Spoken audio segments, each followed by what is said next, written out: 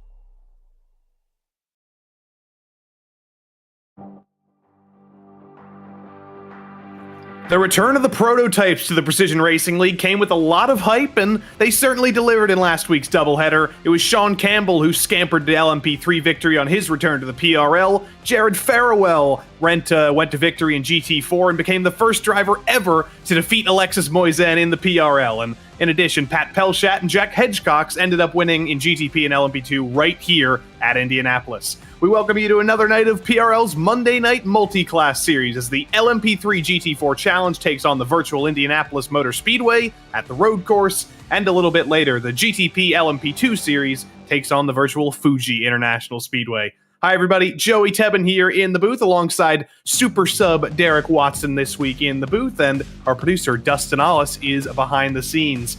Derek, welcome to Prototype Night, or Spaceship Night as our producer calls it. Tonight we kick things off at the Indy Road Course, but this time it's the turn of the LMP3-GT4 Series to take on these 14 corners. That's right. This will be an interesting course, Joey. What I'm curious to see is how much distance the LMP3s can put on a GT4 with the two long straightaways here at this famed road course. It's a very interesting schedule for the LMP3-GT4 Series. We kicked things off last week at potentially the most taxing place you could take this series. It was Le Mans, but it was an interesting race because you only reached lap traffic one time with how long that lap was. Here at the Indy Road Course, things are going to look a little bit more normal. It's a shorter track layout, and there's going to be many, many more intersections between LMP3 and GT4 traffic, and that's going to be the tale for the rest of the season. Phillip Island Road, Atlanta, Imola, and a bunch of Grade 1 Formula 1 style tracks to end the season, Derek. This series is known for chaos. It's known for the LMP3s and GT4s having a little bit of trouble with each other, and they're going to be dealing with some of the most taxing tracks in the world for the next couple months.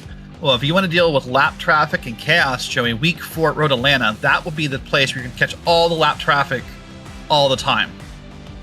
Gonna put that in the log line there, all the lap traffic all the time. That's basically the log line for this series, if I have to say. And that's not what we dealt with at Le Mans last week, like I said, but didn't really matter for Sean Campbell very much. Whether he's in traffic, whether he's driving on his own, that's a guy who likes to find his way to the front end. It'll be no surprise that he's in the lead of the Drivers' Championship. He didn't actually put it on pole, though. It was Adam Brockway who beat Sean to pole, couldn't quite hang on, and Sean ended up winning that race. That's why he's at the top. Alec Bergstrom, Adam Brockway's teammate, is in third right behind him, and then Scott Angelo and Wayne Castile, two more Moradness teammates, meaning that it's 4 Moradness M Squad drivers out of 5 in the top 5.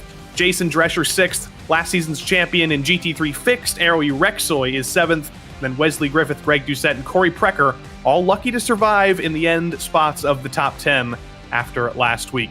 In GT4, Derek, this is the most interesting thing. Alexis Moisin came into the PRL last season, won 10 out of 10 races in the GR86 series, but for the first time last week, Jared Farewell beat him by saving fuel, beat him on an economy run, and Alexis Moisin's coming into this week for the first time as a non-winner.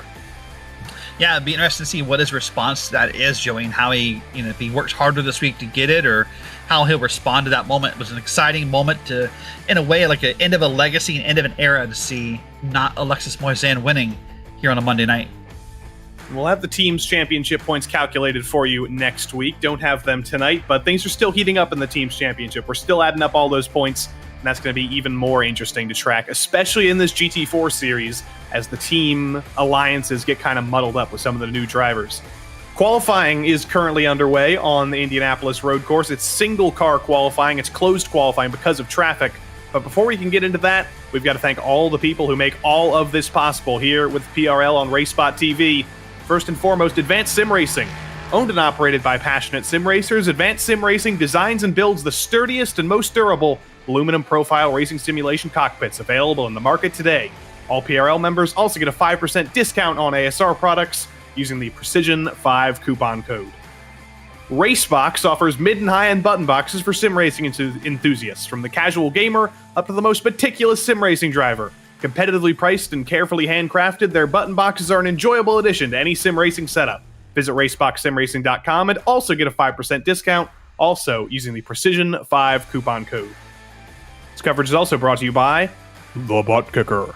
Butt Kicker products provide incredible immersion and realism to every game. Feel every nuance and truly put yourself in the driver's seat with The Butt Kicker. Mechasim Hardware is a small company from the Czech Republic, and their goal is to produce high-quality sim racing hardware. If you're looking for a high-end pedal set, handbrake, or sequential shifter, visit Mechasim Hardware's eShop right now to get you up to speed and check them out.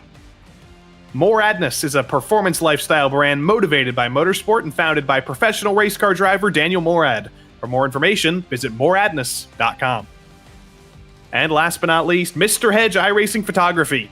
Capture your finest, proudest, or simply worst moments from your hobby in up to 8K resolution. A great addition to any sim room. Thanks to all of those sponsors. None of this would be possible without them. And we're very glad they're here because we get to see some more LMP3-GT4 action. This was one of the most exciting races last week, even with just one intersection of lap traffic that they really had to deal with. It's going to be much more multi-class here at the Indianapolis road course, and I'm glad to see that at a gloomy Indianapolis day, the virtual stands are still pretty packed. Yeah, they are still pretty packed, and we'll see who gets the prime seating down there when turn number 1 for all the action. We're going to see qualifying is underway here, and we'll see if that's a wild-colored race car there, Joey Tavin. It is. I'm loving the GT4 paint schemes this season. Andrew Sharp, who is always in a pretty sharp color, if I may say so myself, driving for the newly formed Scuderia Burb this season. Many drivers teamed up with Andrew Sharp here. He's found some friends from the old GR86 series, the old MX5 series, and their efforts in GT4 as this series has come in. Andrew's not going to be too happy with P10, though. It's a solid qualifying position, not as solid as he would hope, though. Joey Morissette doing good to the name there. P7 right now in the number 15 car. Very bright magenta, and that's a good thing because, Derek, we're commentators. We're not really good at picking things out. Our eyes are never very strong, so it always helps to make your car a very solid color and very pink. Oh, yeah, I had to talk about this last night when doing the PRL Cup coverage at Texas, that as commentators, we love these bright race cars. We love when they're bright and they stand out, and I think no one's more appreciative of that than, well, you and I and Arjuna. I think this is our favorite topic. Joey Morissette, new driver to the PRL this season as well, getting his feet wet in these LMP3s, getting it all the way down to the wall coming down the front straight. Is it going to be any improvement for him? I don't think it is. 8/10 off Adam Brockway's pole time, and even more off his own time was Joey Morissette. Here's Alexis Moisan coming off last week as a loser for the first time. As I mentioned, it's absolutely unbelievable. Became only the second driver in PRL history to win 10 races in a 10-race season last season, but he lost it on fuel. For the first time in a while, it was a 2-stop race in GT4 for some drivers because they were expending so much fuel at Le Mans. Alexis Moisan had to take a final stop. Gerard Farewell didn't, and Alexis Moisan lost for the first time. But he's back for revenge, Derek. He's not going to let that happen again. He wants to make it win number 11 in 12 races at the very least. And you can see he's doing a great job at setting himself up here. He's on the pole currently, coming here through the final parts of the road course here, and get himself lined up for this left-hand corner here. Into the pits he Never mind, goes. he pitted. I thought he was going to He's happy with pole, evidently. Only 12 seconds to go, so if you want to set one more lap, you're out of time, unfortunately. Andrew Rasmussen going around for one more lap. He's only going to get about 3 more corners, though, because as the clock ticks to 0, there's a big name on top in LMP3, Derek. We didn't say his name much because he said his time early, but Adam Brockway has put it on pole for the 2nd week in a row. Yeah, he definitely has. That's a big accomplishment for him over top of Sean Campbell in P2. So we'll see that when we get the grid loaded here in just a second. But as we learned last week, it's one thing to have the 1-lap pace over Sean Campbell. It's another thing to keep it going for the entirety of this 35-minute race. But for now, for the 11th time in the PRL, Adam Brockway starts from the head of the field alongside Sean Campbell, coming off 3 wins on RaceSpotTV last week, if I'm not mistaken. Alec Bergstrom and Wayne Castile make it 2 Muradness M Squad cars on row number 2. Jason Drescher and Zachary Deus make it 1 Muradness M Squad driver on row 3. Joey Morissette in that bright pink LMP3 starts alongside New York's own Wesley Griffith. And then 2 of our favorite liveries in the field. It's the Dazzle Camo Throttle Thursday drivers, Greg Doucette and Matt Dinsmore, down to the end of the top 10. Scotty Angelo, great race for him at Le Mans last week. He starts a little bit deeper in the order this time. And Michael Kulaga of Vulture Motorsports starts alongside him at the end of the top dozen. Unlucky 13th went to Corey Precker of YS Motorsports. He starts alongside Nicholas Karangis. Then it's Sean Mulholland and Jake Jackson on row 8. Ian Starker, 17th, alongside Paul Joseph Kliss, 2 drivers making their PRL debuts this season. Russell Peterson and Cody Adkins round out the top 20. Cody Adkins, one of our Truck Series drivers, moving over to the Road Course Series, trying out some road course racing. Then down in GT4, Alexis Moisan on pole for the 2nd week in a row. Will it be a win for the first time this season, though? He starts alongside Augustine Guarnieri, 6/10 off in qualifying. That's a pretty large gap. Nicholas Larson is 3rd, and the most popular driver in the chat, Graham Wildman of Soy Boys Racing, starts on row number 2. Then it's Joaquin Mello and last week's winner, Jared Farewell, on row number 3. Jared Farewell hoping the fuel goes his way this week.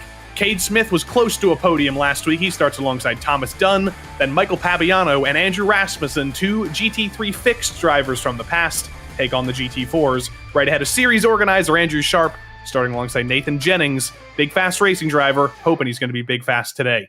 David Wilson and Max Stevenson on row 7, then Jean-Sebastien Bedard, Will Stevens, Timothy Butler, Will Jennings rather, not Will Stevens, different driver. Timothy Butler starts alongside Matthew Alaka, another one of the Scuderia Burb drivers. Then it's Travis Pruitt, Matthew Zerwick, Jerry Turner, Max Stevenson, and Edward Peltz down to the end of 23 cars in GT4. I'm going to run out of breath, Derek, because that is over 40 cars in this series, and all of them are going to be taking on a very, very short racetrack here. Yeah, a short racetrack indeed. In fact, they're just rolling off the grid, so that's the good news. Is you have plenty of time left. You could have slowed down and enjoyed that for a moment. You'd have to, I could have said Will Jennings instead of Will Stevens. You could have. That would have been. But do you know who Will Stevens is, Derek? I do not know. I've got 2015 Manor F1 on the mind. That's what I've got in my mind.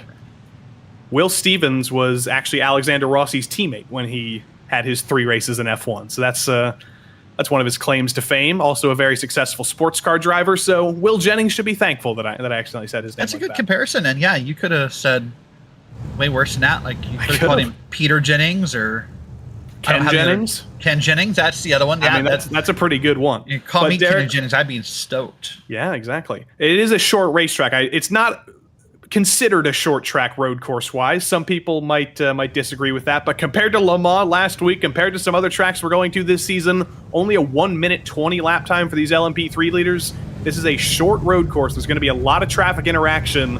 What are going to be the keys to victory for all of these LMP3 drivers trying to stay alive and all the GT4 drivers behind trying to stay on the track as well?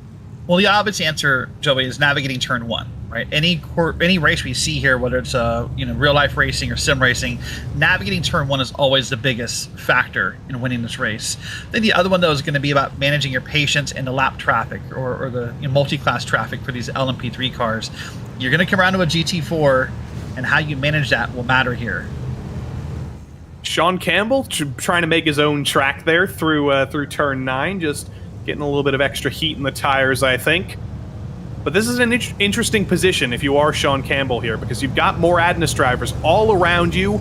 Critically, though, it looks like we're missing a couple more Adness drivers. I see our pole sitter, Adam Brockway. I see Alec Bergstrom behind him. But was there some shenanigans with the pace No, lap? there's no shenanigans. There's maybe Wayne some Castile is missing. other stuff going on. There are some drivers. It would appear that there's been a sort of a coordinated internet issue. We've lost multiple drivers. Wayne Castile is gone. I think a few other Moradness drivers are gone, and we're hearing from our producer that about 5 GT4s are gone. So that's really bad luck for some drivers. There seems to be an internet issue in a common part of the country, but we are going to go green either way. Adam Brockway, he's still here. He's going to start from pole. Sean Campbell behind him. We're green in LMP3. It's round 2 of the LMP3-GT4 Challenge, and we're racing at the Indianapolis Motor Speedway. Sean Campbell in the draft of Adam Brockway on the left of your screen. Is Campbell going to pull out? He's not. It's going to be Brockway in control into turn 1 as the GT4s take the green flag alongside. Ooh. There's a tight corner there on the inside for that car on the inside there. I wasn't sure he was going to make that corner, but got squeezed in there pretty tough. GT4 is going to be Wildman up to second. He got lucky there. I think Guarnieri didn't make it to the grid. Moisan starts from pole there, but Graham Wildman and the McLaren lucky on your right to make up 2 spots with some of the internet issues. Everybody's going now, but there's some bad luck for Wayne Castile, Zachary Deas, Scott Angelo, Corey Precker, Jake Jackson, and in GT4 is Rasmussen, Sharp, Jennings, and Turner all in trouble. We're racing, though, as there's trouble up front. There's trouble on the long back straight. I saw a GT4 go straight to the left and hit the inside wall. Hayden Smith, I think, being told is who it was. We'll see if we can find a replay of it. Cade Smith in trouble. Jason Drescher's falling down the order in LMP3 as well. Got lucky with some of the internet issues of his competitors. Moved up a little bit, but he's fallen out of the top 5, out of the top 6 almost, as he throws it off the road in turn 12. That's Greg Doucette in the Dazzle Camo Rainbow LMP3 getting around the outside. Arguing behind him for 8th and 9th, though, around turn 14. It's a flat-out corner with the downforce in these LMP3 cars. We finished lap 1. But we didn't get out scot-free from lap 1. Here's Cade Smith through the chicane, all on his own in the Pepsi Mercedes. Yep, there's another car in the grass you saw right there. Now they're going to go side by side here into this corner. That's turn 1. Wow, he took it way wide and cut off that block there, and he just went ahead and blocked there for that position. That's a nice run. Greg Doucette and Jason Drescher. Earlier you talked about this not being considered a short road course. I think it's because of the number of corners we face here, Joey. It is a shorter road course, distance-wise, but there's so many corners here that it feels like forever when you're running this track. Here's a replay, by the way. It's trouble in turn 12, a little bit of a dive into the corner, and there goes, I believe that's Augustine Guarnieri, potentially, who did make the grid, getting turned around. But my question is, Derek, if Augustine Guarnieri made the grid, if he made it to the end of the lap, how did he make it there if he was having internet issues and he lost his front row start in GT4? There's a big mystery at the start of this race. There's a lot of mysteries. There's a lot of chatter going on about the race. Look at this, already multi-class traffic, by the way, right here. There's some LMP. Look at the size difference in those cars, Joey. That's massive. Like, that's almost meme-like. Yeah, that's Jerry Turner in the Turner BMW getting out of the way there. Side by side, the last couple spots in the top 10 here. That's Jason Starker trying to hang on, but we look up front. There's a battle. Joey Morissette in the magenta LMP3. Wesley Griffith in the orange LMP3. Morissette in the inside. Later on the brakes, easy does it, and that's a straightforward move for Joey Morissette up to 4th. That's a nice solid move here. We'll see continue.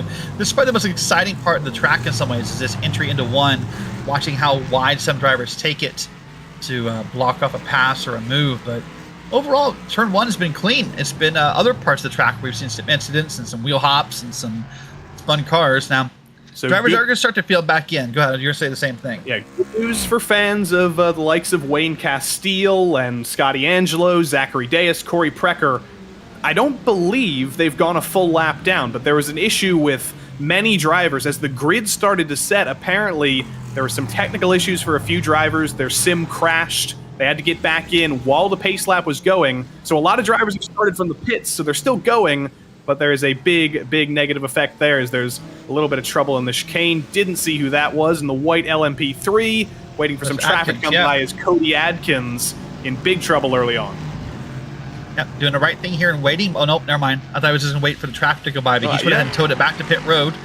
So, and that's the point of someone like a Wayne Castile or any of these other drivers getting back in is, yeah, you know what?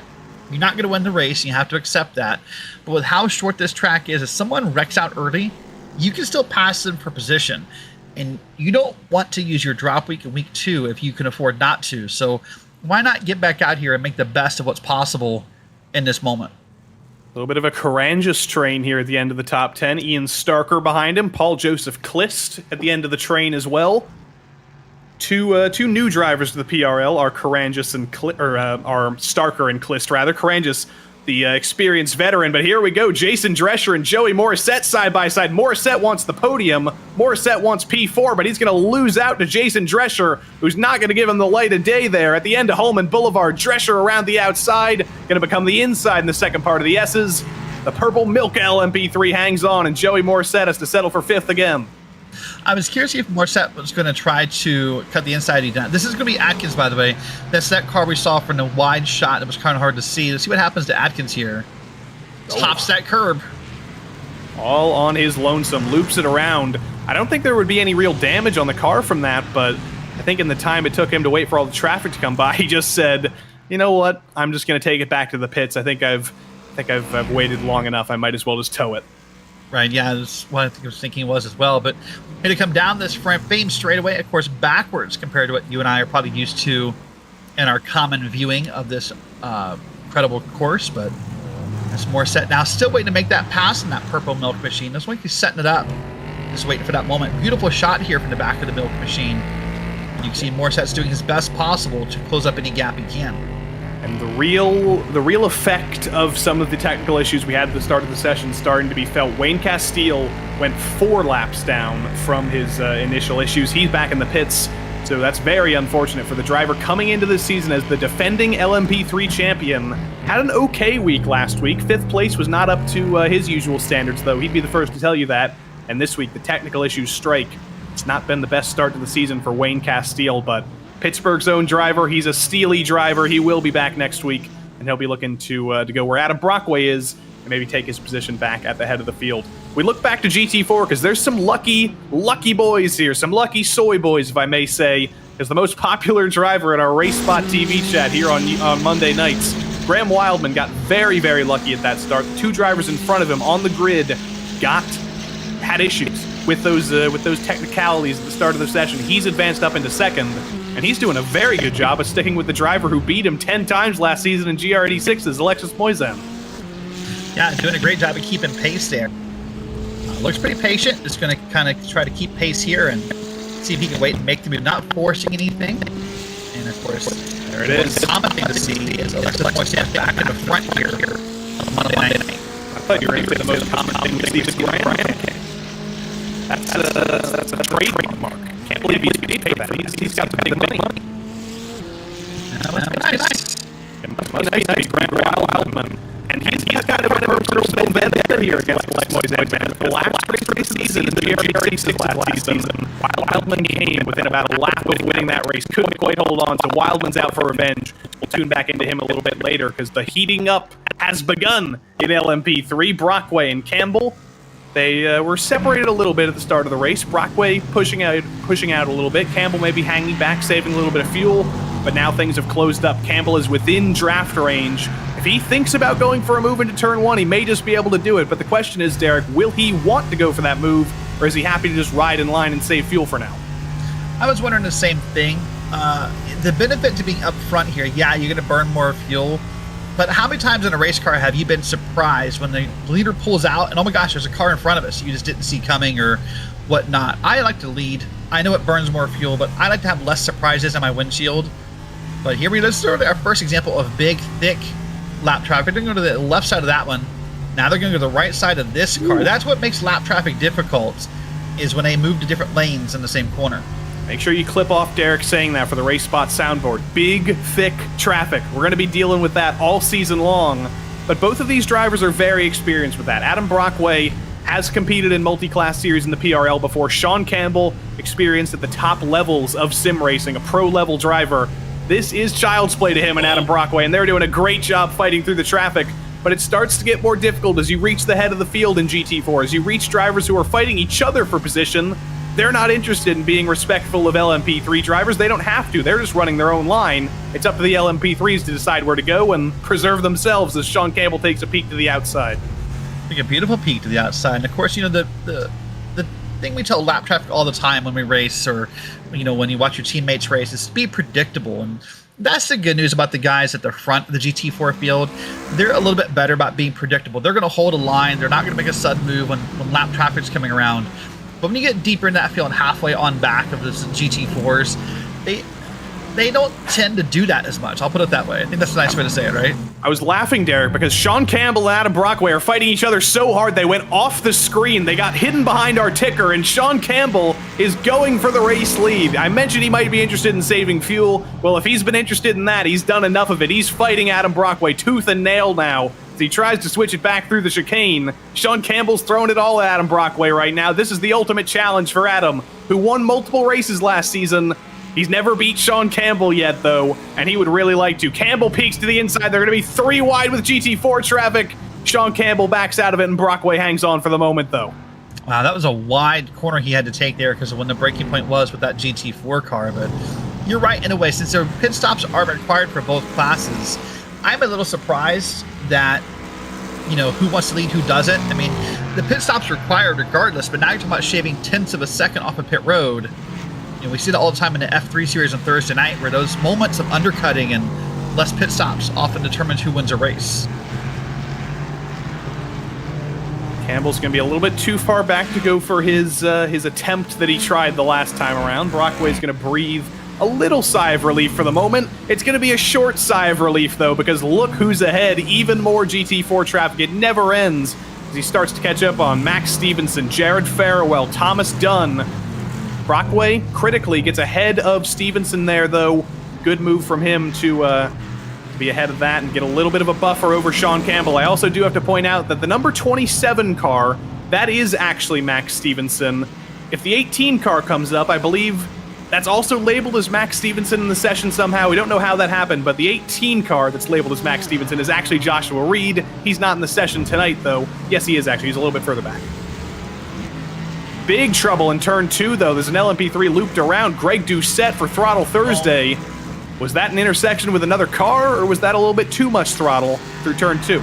I didn't see it. I'm going to suspect that based on the way he was pointed, I think it's just going to be too much throttle.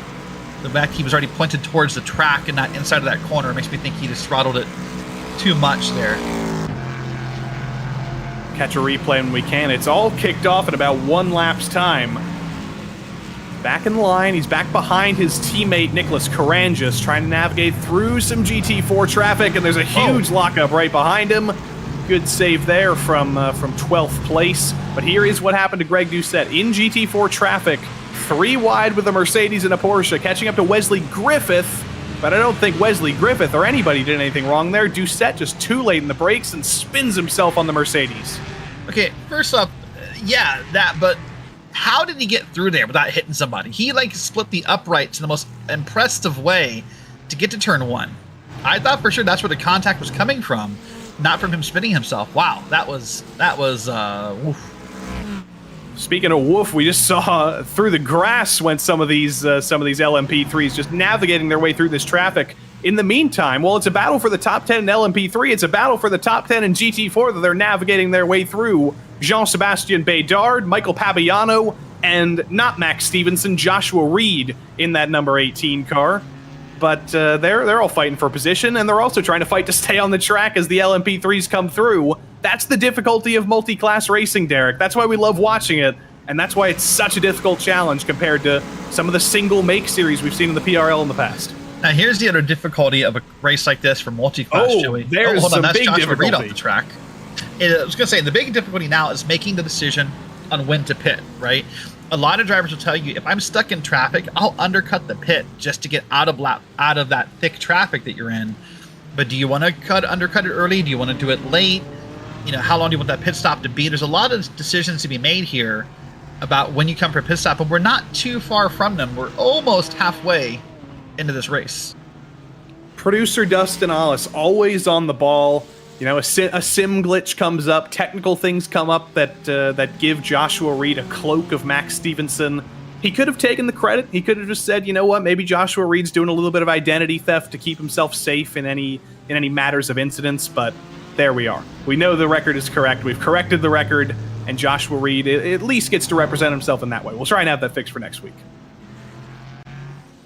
He's got Travis Pruitt as a more pressing issue behind him, though, in the draft. He's already had a little bit of trouble with an LMP3 car, got grass in his tires, and now he's got Travis Pruitt behind him to deal with in turn 1. Yeah, it certainly does. He's got that LMP3 coming up behind. So this will be an interesting corner here to see if the LMP3 will be patient enough to wait for those guys, or if he wants to dig it into turn 1 and make something happen there. These guys refuse to let us take the spotlight off them. Sean Campbell and Adam Brockway still fighting tooth and nail for P1. Sean Campbell goes for the widest line in the world through turn 13. Fantastic exit onto the front straightaway. Reverse to what we're used to at the Indianapolis Motor Speedway here on the road course, but Sean Campbell is looking committed. All the way against the wall is Brockway. All the way against the wall is Sean Campbell, giving him a little bit of a bump draft, if anything. Pulls to the outside. Is he going to be able to outbrake him into turn 1? He's certainly going to try it, but he's going to get forced onto the curb. Brockway making the outside work, trying to stick it on Campbell, but he's too wide. Campbell has got a nose ahead. Brockway's still there. This is the first sector of the Indianapolis Motor Speedway road course. You're on the inside one corner, you're on the outside the next, and eventually, Sean Campbell finally gets through. That was impressive. I was waiting to see how that was going to play out before I said anything, because I wasn't sure if he was pulling out just to get a view of the track, or maybe he was just trying a different line, but that was an impressive job with all the back and forth through the corners there in that sector to make that work. Now can Brockway stick with him? That's the big question. He led a bunch of laps, led for the first 16 minutes of this race, but can he stick with Campbell? Can he repay the favor? And critically, when the pit stops roll around, likely in the next few minutes, has Adam Brockway been able to save any fuel whatsoever in the lead of this race to stick with Sean Campbell once the pit cycle rolls over? Let's see, do any of them come into the pits this time around? I don't think they will, as there's some carnage in GT4. There's a slow car there to the inside of that corner and a couple cars passing by. Not sure if those are related, but it looked that way from that first camera shot. That's me, David Wilson there, I believe, on the outs in that red car we're seeing from the distance view here. Yeah, David Wilson got the worst of it. We'll catch a replay of it from our producer's Panopticon here. He catches everything. And Adam Brockway at LMP3's gotten back by Sean Campbell in the meantime. We'll look at that when we can. But here's what happened in GT4. Wilson in the red car. A little bit of an argument with the McLaren. I think that was Wesley Griffith. And they're still going at it as I think Wilson just tried to park it to get it back on the road. So I'm saying Wilson wanted nothing to do with the argument. He just said, you know what? If it means that much to you, go ahead, and I'll find you later. I mean, it's one way to self-preserve yourself, but here is that battle for the lead I mentioned. You saw it on the ticker. Adam Brockway back by Sean Campbell. I don't know if it was because of lap traffic or what, but Sean Campbell's time in the lead was very short-lived, and Adam Brockway gets to breathe a sigh of relief because his job getting back to the lead got much easier. He's got a very hungry Campbell behind him, though, and that's going to be much more difficult. And I believe that is David Wilson ahead of them, if I can see that car correctly. Had in that red car we just saw involved in that argument with the McLaren, so they'll pass him by pretty quickly here. I think that's Will Jennings actually in the Mercedes, but they're right. red cars. That's what it's hard to differentiate. It's red Porsche versus red Mercedes. Like I said, we're commentators. We're like bulls. We just see red. We don't see shapes. Got to differentiate the shapes a little bit more. Here's the GT4 battle that we saw a little bit earlier. Jean-Sébastien Bédard and Timothy Butler. Both of them have been around incidents, but critically, they haven't actually been involved in the incidents. They've made their way through cleanly, and both of these drivers who started outside of the top 10, now fighting for 7th and 8th. Yep, definitely are fighting for 7th and 8th. By the way, you want to know how Adam Brockway, got that lead? Well, you saw on the top of your screen a second ago, he set a new fastest lap that time by a 1:21.137. So that definitely helped contribute to him taking the lead back from Sean Campbell. Got the big pace. He's going Brock and roll. There's another stage of Adam Brockway that we see sometimes. We see it in qualifying. We see it in the race. That guy can pull fastest laps like no other. But we're still waiting for that pit stop. That is the critical thing here. We've seen a couple drivers bring it down pit lane already in GT4 at the very least. Nobody in LMP3 who's fighting legitimately for the lead has decided to bring it down pit lane just yet. They're extending this for as long as possible, Derek. Possibly to minimize the pit stop time and come in as late as possible. As we see the McLaren of Butler coming in. He's the second GT4 to come in, and the second car in the entire race to come into the pits. Yeah, second car to come in that's scheduled here, so see if you get it down to speed. That a little fast behind him. I'm sure that's still fine. We'll take a look later and see, but this is that one skill that I feel like doesn't get practiced enough by lots of drivers in any class. And especially in a league race where you know you're going to have a pit stop required in this race, why more drivers don't spend time practicing that entry and gaining tenths of a second off of it, I'm not sure. It's Alexis Moisan back in control, back where he's comfortable, getting passed by 2 LMP3 cars. That was Greg Doucette and Paul-Joseph Klist coming through. Alexis Moisan is running scot-free right now. He's pulled 5 seconds over Graham Wildman. He's pulled the pace back up. And right now he's basically just in self-preservation mode, which is the most he can do as the LMP3s battle behind him. They're side by side for the lead. Sean Campbell and Adam Brockway are trying to resolve things with each other again at the end of Holman Boulevard. Campbell was ahead into the braking zone. Brockway's ahead into the S's again. This is a titanic battle, a little bit of contact in LMP3, but Brockway fights his way back to the lead. I'd say, but these are sturdy cars. These are new cars to the service, of course, only a season or two old at this point. But these drivers are finding out how much they can bump, how much they can shove, and really getting on it here. This is going to be the onboard view from Campbell. Watch his lines here. He's going to try to stay almost identical to what Brockway does. But now let's see if we can navigate that lap car. They're good. Got checked up, though, by the BMW GT4 Jerry Turner. It's going to give Sean Campbell another good run. But he's had a very bizarre strategy into turn 1 in the past, Derek. He closes all the way up to the back of Brockway, pulls out at the last possible second. Is he late enough on the brakes to get by Brockway again? No, he's not. Brockway just strong enough through turn 1 that Sean Campbell's attempts through turn 1 never seem to pay off. He's going to try and switch it back in the next couple of corners, though.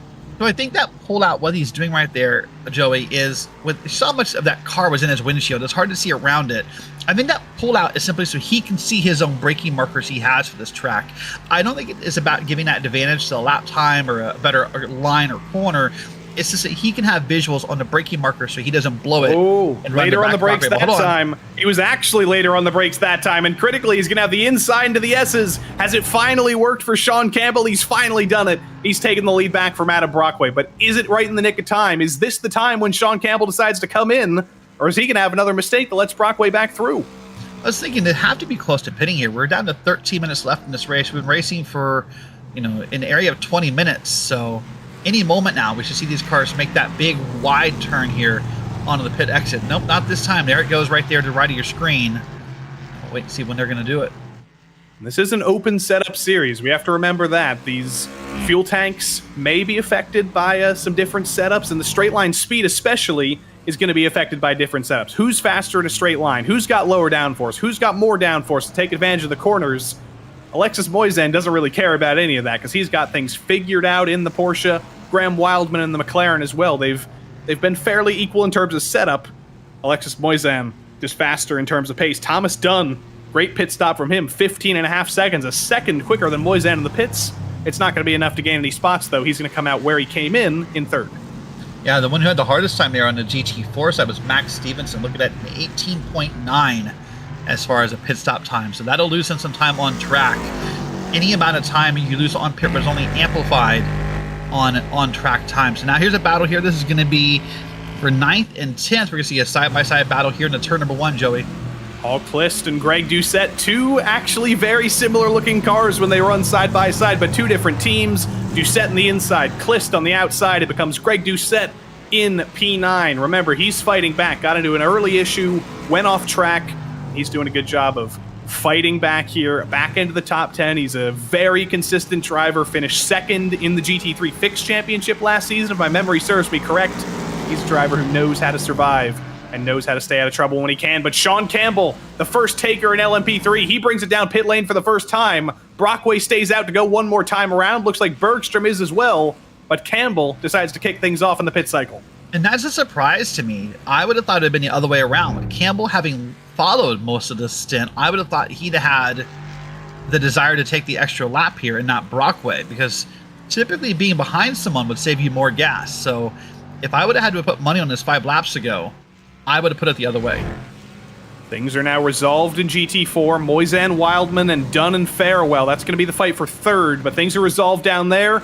Now we wait for Adam Brockway to come in. Here is that battle for third that I mentioned. Thomas Dunn came out in fourth, right behind Gerard Farewell. Farewell came through. Farewell lost it again, though, and now it is a battle for third. It's going to be a battle on the brakes into turn 1. Porsche versus Mercedes. Dunn in the Porsche, Farewell, who won last week in the Mercedes, and Jared fares well into turn 1. He takes third back. He did fare well there, and I thought for a second maybe that pitting LMP3 was going to be in the way, but turned out it was not. It's not over. Side-by-side battle here. It's not done. There you go. 2 names in 1. Wow. Still side by side through the chicane. Jared Farewell does hang on, and he's gonna breathe for a moment. He's gonna breathe a sigh of relief, and I'm kind of breathing in dumbfoundedness because I expected Adam Brockway to cover off Sean Campbell there. I expected Bergstrom to do the same. Brockway goes around for 2 more laps than Campbell did. Bergstrom and Drescher both in though.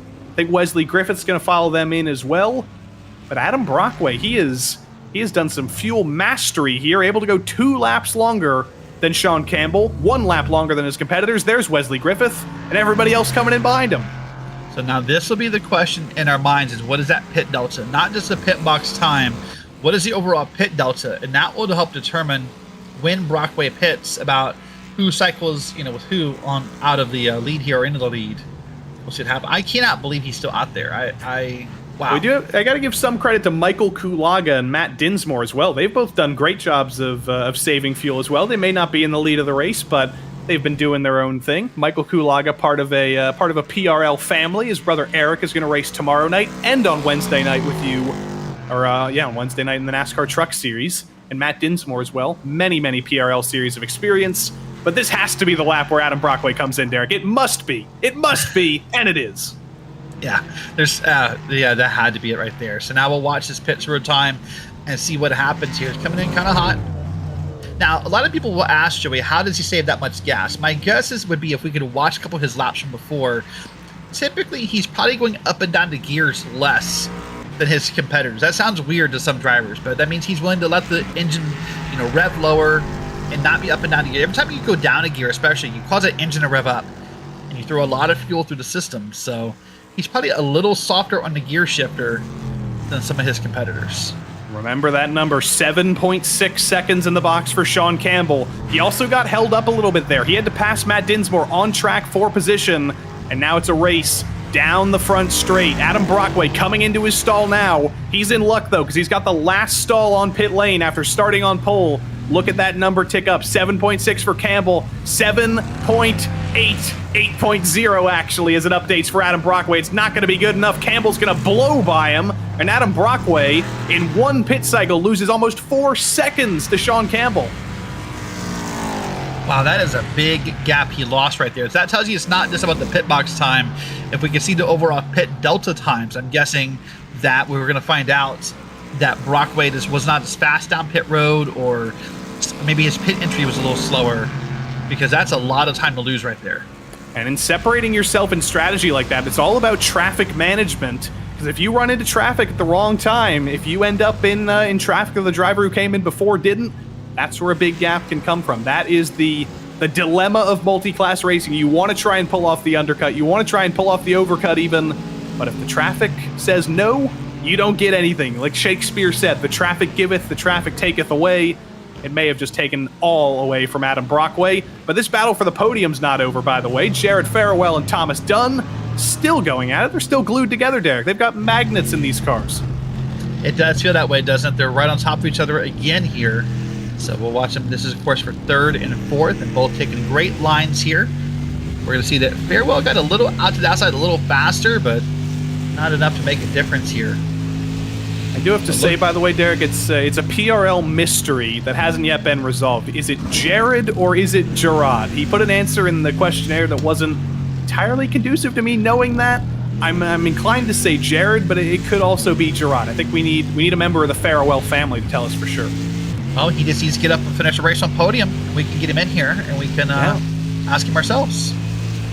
We may have to ask him. We'll hear that beautiful accent, but Thomas Dunn doesn't want us to hear that accent. He sees Gerard Farewell up ahead. He says, you know what? You've had enough glory. You got to be the guy who beat Alexis Moisin. I'm not going to let you finish on the podium this week. He's not able to take that away from him in turn 1, though. The Mercedes lumbers over the curb, and Farewell in the 65 is going to hang on for the moment. This is the closest battle on track. Everybody's made their final pit stop now. 6 minutes to go. It's going to be 4 or 5 laps, depending on the timing for the LMP3s. And this is the most conducive battle on the track right now for 3rd. Yeah, this is the most conducive battle. Other than this, the only story we'll have in a second. Scotty Angelo, oh dear, through the S's, but well saved. Wait, that's Brockway right there up on the off track? No, that's Scott Angelo. I'm sorry, that's Angelo. Purple cars. I'm not the normal guy for the series. I gotta get a study guide. Can you make me a flashcards for next week? We should make you an entry list, but it's the Moradness M Squad purple. So if there's any team that's gonna make all their cars purple, I guess I have to respect that. Yeah, but also they've got new sponsors this season. They've got Ginger liveries and they've got Oceana coffee. So if you're looking close enough, you can see the differences in sponsors. But at the end of the day, it's all purple all the time. So hey, let me get it right this time though. Speaking of Brockway, I do want to mention as we're watching different battles on screen, he closed a half a second on Sean Campbell in that last lap. So that battle may not be done in front, but look at this gaggle right here. This is nasty. That is a lot of cars and a lot of bad waiting to happen with those 6 or 7 cars all bunched together. Very definition of a gaggle here. Zachary Deus making his debut this season at the very least. Didn't make it to Le Mans last week, unfortunately, but now it's a full effort for Moradness. And there are the race leaders coming through. I believe that was Sean Campbell coming through on Zachary Deus. Brockway a little bit further back. Deus not really holding up Campbell at all, just doing the same thing, respectful of the race leaders. There's one LMP3 off in the distance. I think that may be, could be Ian Starker or Russell Peterson. Keeps it on track, though, after going through the motorcycle long lap here. These guys are all very separated, though, Derek. The pit cycle has gone 100% Sean Campbell's way, but it's also gone Adam Brockway's way. He's got a 7-second lead over his teammate Alec Bergstrom for the podium, while his two teammates Deus and Angelo, they're the closest battle in LMP3 outside of the top 10.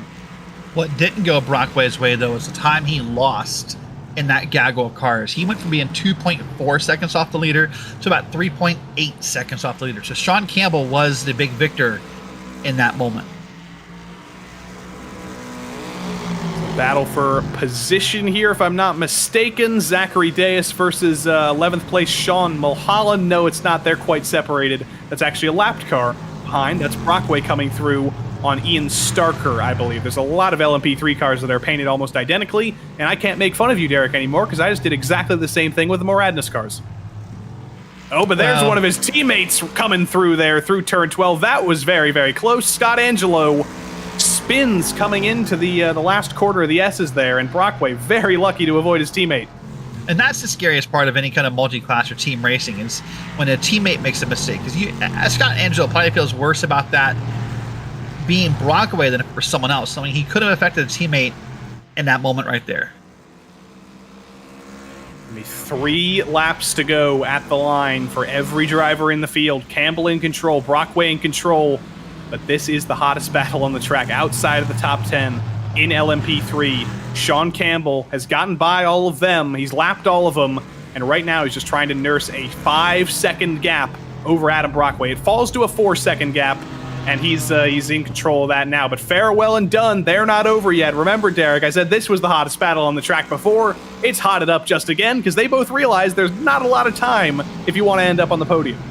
Not a lot of time at all.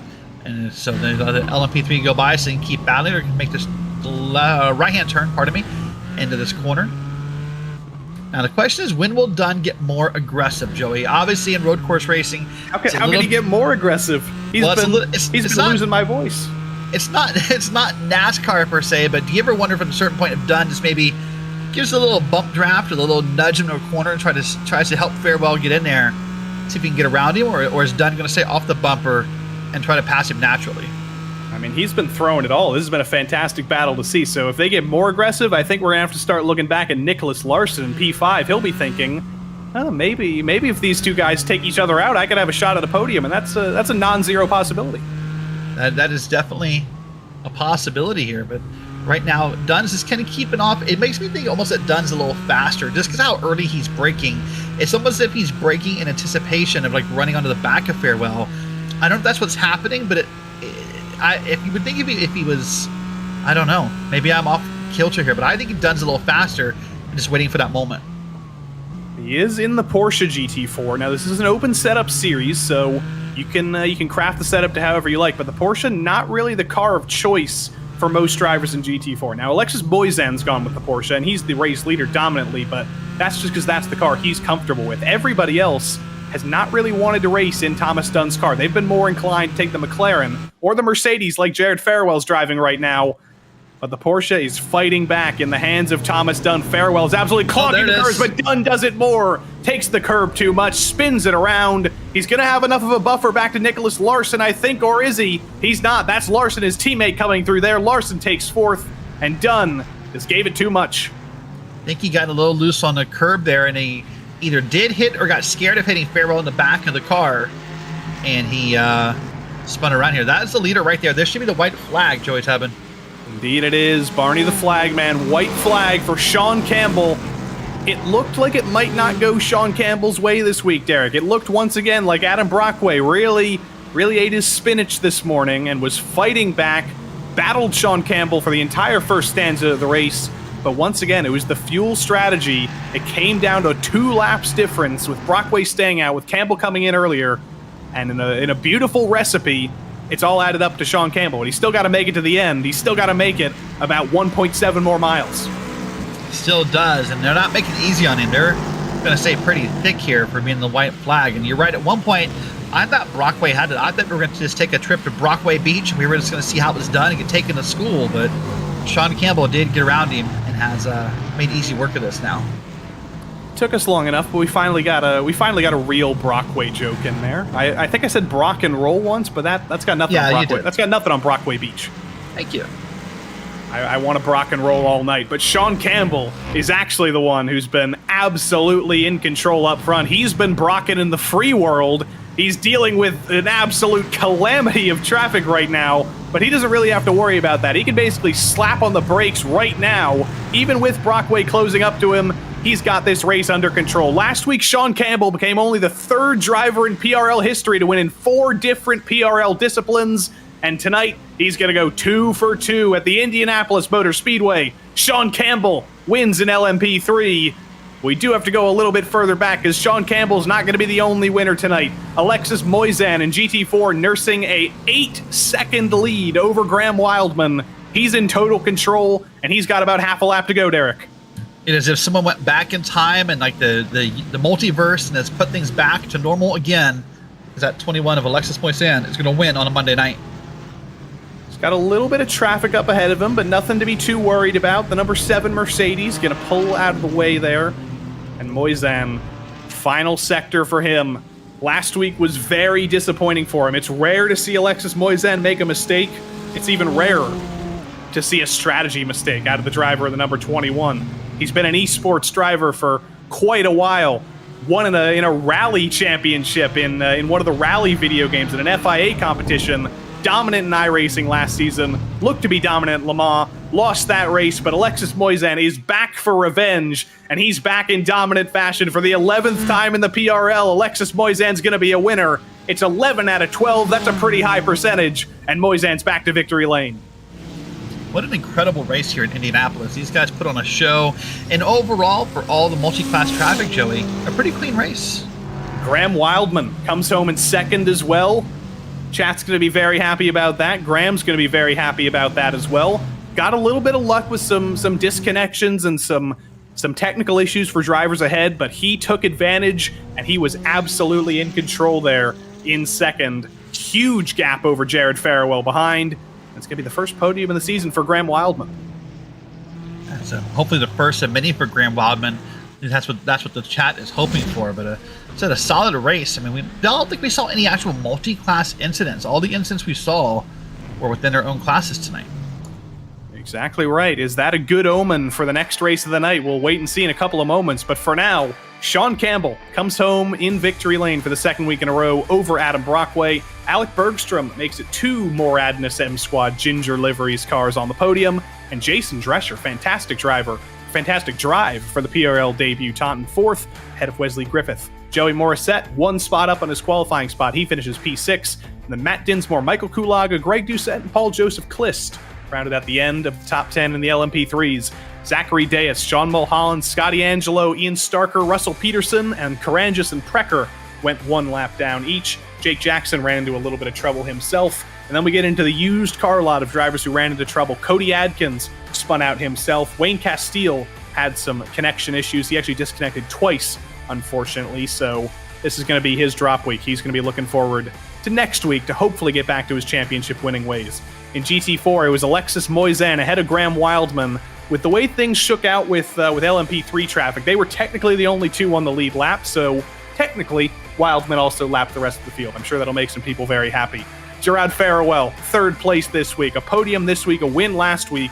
He's going to be feeling pretty good in the championship as well if he can keep this pace up. Nicholas Larson got by his teammate Thomas Dunn on the second to last lap, and the real Max Stevenson finished in sixth behind him, ahead of Pabiano, Wilson Butler, and Alaka. Down in P11, it was Travis Pruitt, the last driver, one lap down. Andrew Rasmussen went 2 laps down, as did the imposter Max Stevenson, whose real name is Jacob Reed.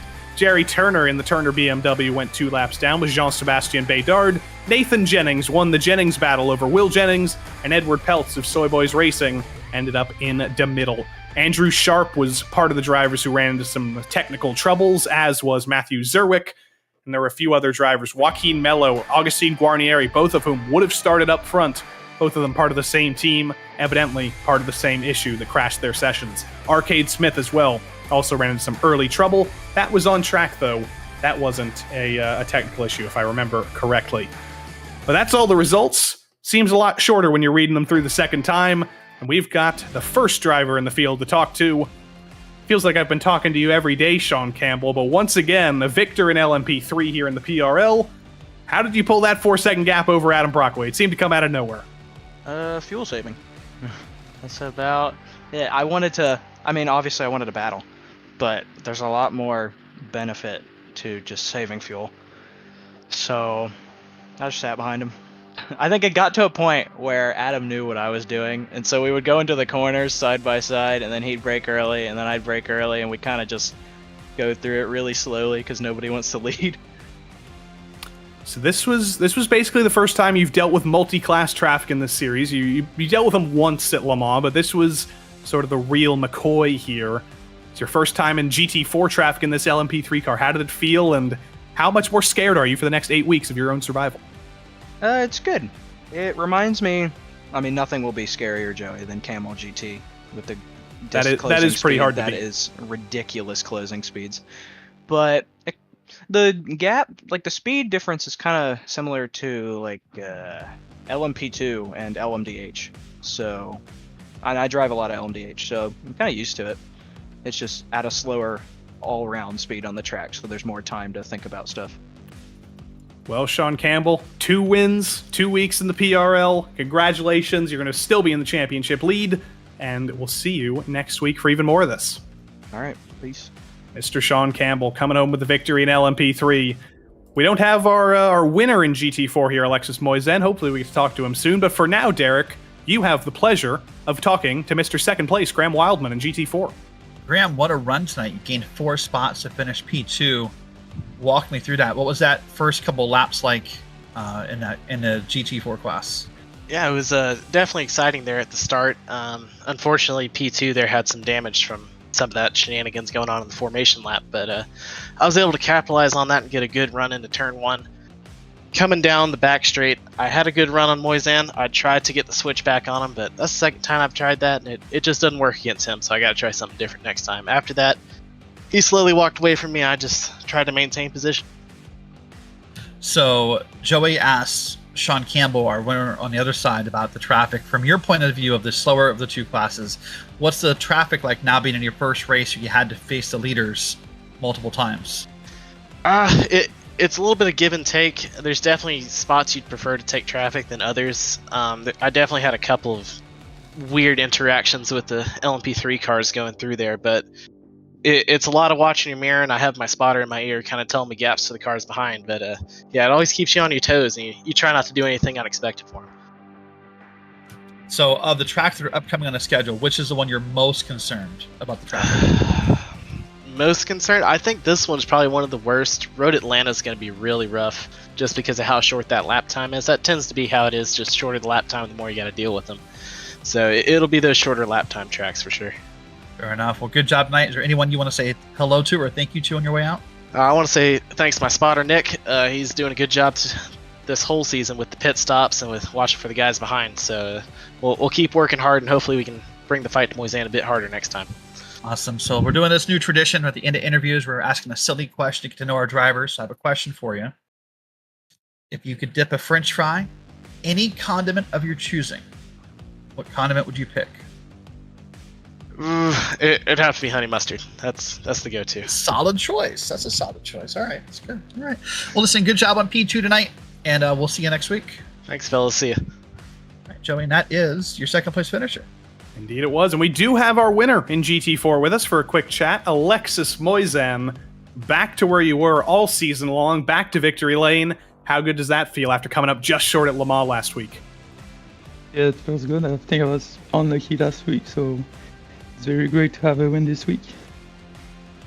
So last season it was just it was single make, it was GR86 racing. Now you're dealing with multi-class racing here in the PRL. How much more difficult is it, and how much harder is it going to be to win this championship?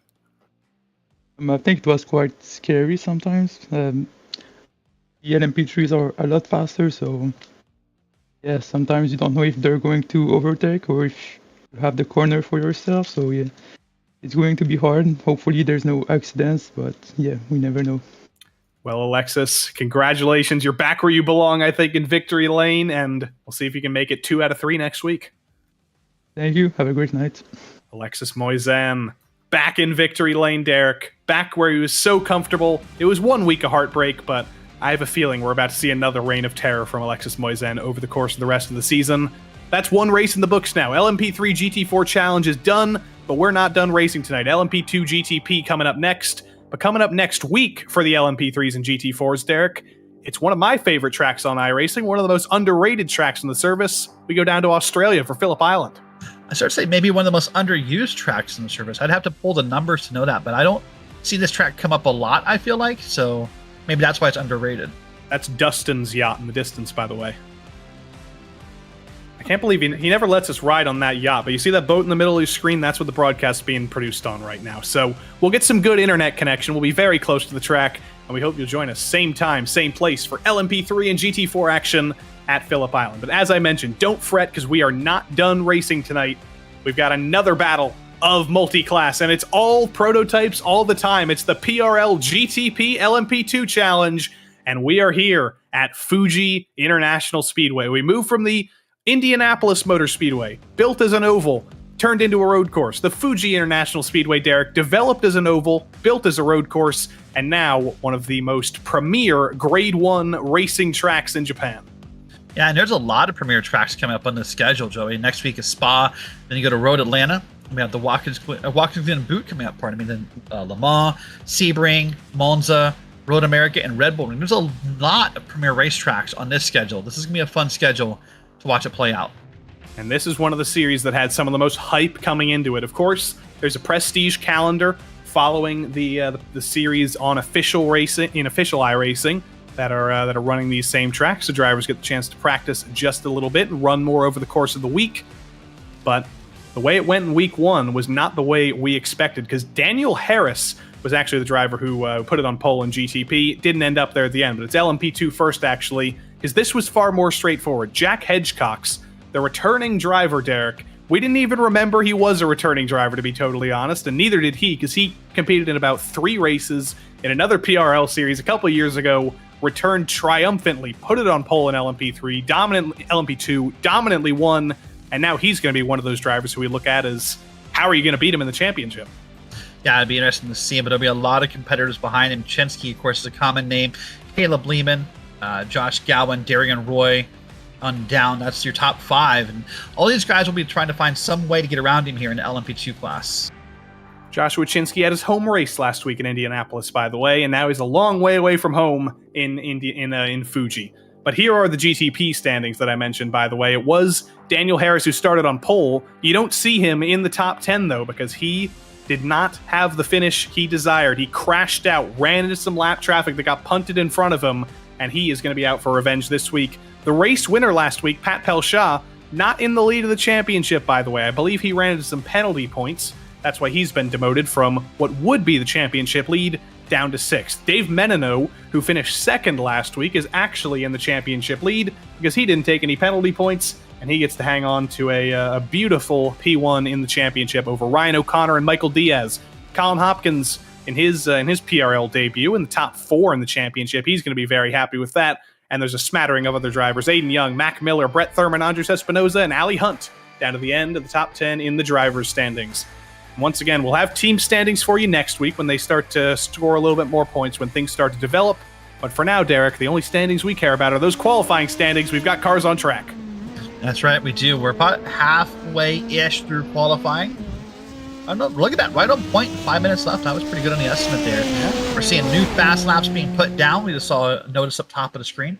Here's Jeff Evans right there, and Mac Miller. So we're seeing different drivers come around. Pat Pelshaw, last week's winner, but a winner in somewhat controversial circumstances. A steward's review ended up determining that he did get a 10-point penalty for contact, so he's not in the championship lead, and for the next 9 weeks, he's going to have to fight that back and fight back those penalty points.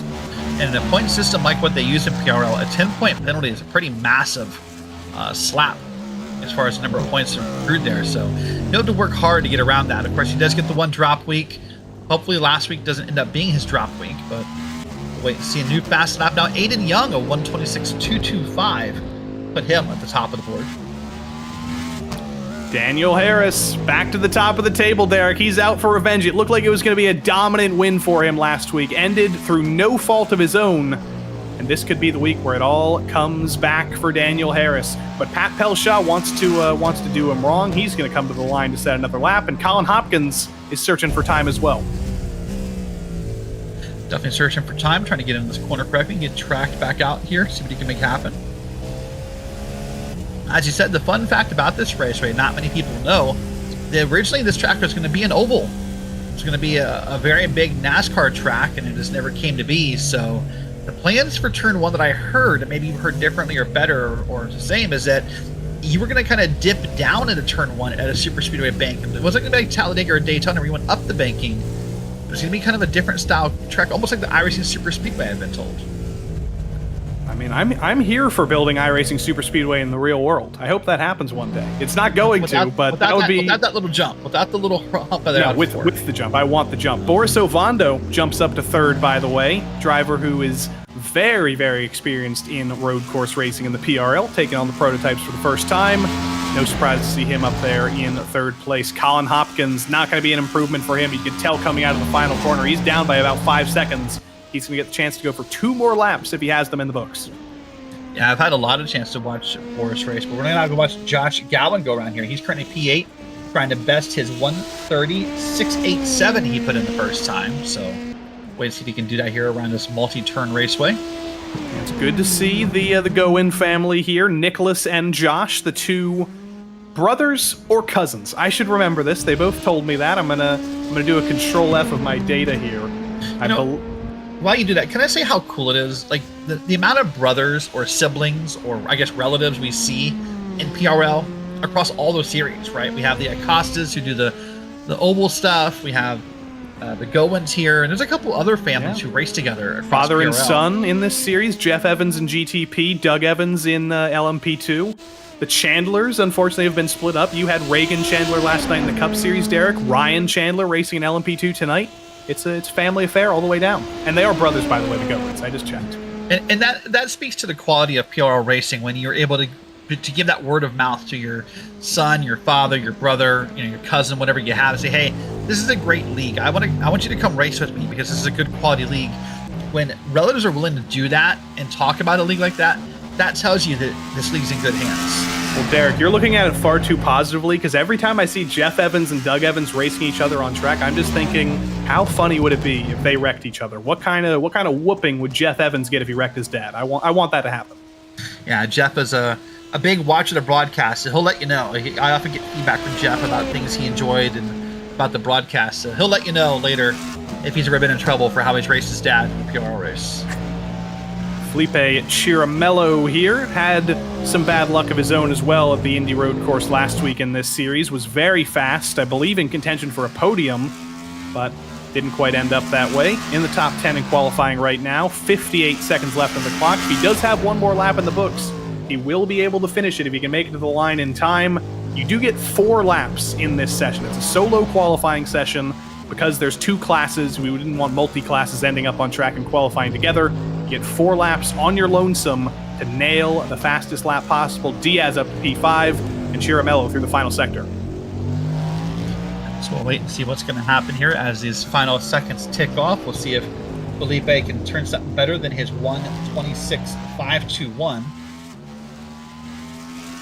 right now. I don't think he's on pace for it. Let's find out. The line comes very, very late here at Fuji. It's one of the longest straights in the world, over a kilometer long. It's not going to be an improvement for Felipe in the 85, though. The Cadillac going to the back in 7th. Nick going, he's not going to have enough time to make it to the line. Even if he did, he would have looped it around at the final corner there. But that's going to be the end of qualifying. And I'm getting deja vu, Derek, because the drivers who were on pole in the 2 classes last week, they're on pole again. It's Harris and Hedgecox. Consistency oftentimes comes to play here in moments like this. Daniel Harris starting from pole for the 2nd week in a row for Fiercely Forward. He's going to be hoping that it is fiercely forward and not fiercely turned around in lap traffic like last week. Pat Pelshaw starts alongside him, and Boris Ovando for Precision Racing Esports starts right behind Daniel Harris. Aiden Young, 4th, is Daniel Harris's teammate, and then it's Michael Diaz and Ryan O'Connor for Precision Racing Esports and the Precision Racing Academy on row 3.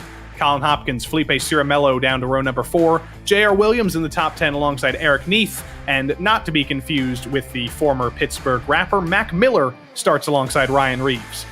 Unlucky 13th in qualifying went to Anthony Dring alongside championship leader Dave Menino. He's looking for a lot of positions here. Sammy Hendricks and Zach Hebert on row number 8. And Bradley Holly, the most winning driver in the PRL, over 100 wins in the PRL. None of those have come in GTP just yet. Devin Brock for Atomic Racing starts alongside him. Then it is the aforementioned Jeff Evans. Will he run into his dad today? Potentially. Robert Ridgway works in a particle collider in the real world. I think Jeff Evans might be a little bit worried about that. Nicholas Schwartz starts alongside Nick Silver on row 11, and it's downtown Gary Brown in the Porsche for Vulture Motorsports, rounding out a 23-car GTP grid. But that's not it. The hits keep on coming because it's LMP2 time. Jack Hedgecox, last week's winner, starts on pole alongside Nicholas Shepard. Joshua Chinsky and Chris Rabel make up row number 2. And then it's Caleb Lehman and Nicholas Goen, the leader of the Goen family for the moment. Go back to 7th. It's Blake Ziti, starting alongside the 2nd Goen Josh. Eric Harmon for Whataback starts alongside Damian Benke. And it's Jeremy Carter alongside Chip Michaels on row number 6. Unlucky 13th this time around went to Mark Kalin. He starts alongside Ryan Chandler. Darian Roy and Doug Evans start on row number 8 together. Alexander Good hoping to do good on his 17th place starting position. He starts alongside Giovanni Perez D'Amico in 18th. Last car in LMP2, Kyle Strykars. I don't think that was a real lap time from him. Ran into some trouble in qualifying. Driver who's won many times in the PRL before. He's going to be looking forward when we take that green flag as well. But it is a very long track here at Fuji, Derek. It's not a long pace lap, though. It's a shortened pace lap. You've only got a few corners to heat up these tires before we go green. Yeah, I love these shortened pace laps. I wish more tracks in iRacing service had this feature to get us racing sooner. But I'm happy. When you said that, Chris, the key to victory here for me is that straightaway you mentioned. It is one of the longest straightaways in all of racing. It is 1.475 kilometers, or just under a mile long. What you can do with that straightaway will determine, I think, how well you finish. Daniel Harris gets hit by Pat Pelshaw on the pace lap, I believe, out of the final corner. Daniel Harris is going to be infuriated for the 2nd week in a row. He's taken out, and it's before the first corner even comes. Daniel Harris is back on pit lane. Chaos reigns at the start of the GTP LMP2 series, and suddenly, because of that, Boris Ovando is going to be promoted to pole position by virtue of him starting 3rd.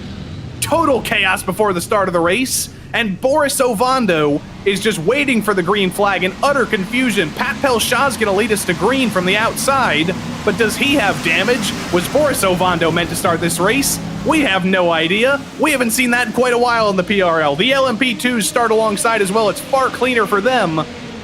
But I am in utter shock, Derek, as everybody files through turn 1. Wow, look at that clutter of the LMP2s. 3, 4 wide back there. They're going to try to get their turn 1 correctly. 3 wide through there. Not something you see often at Fuji.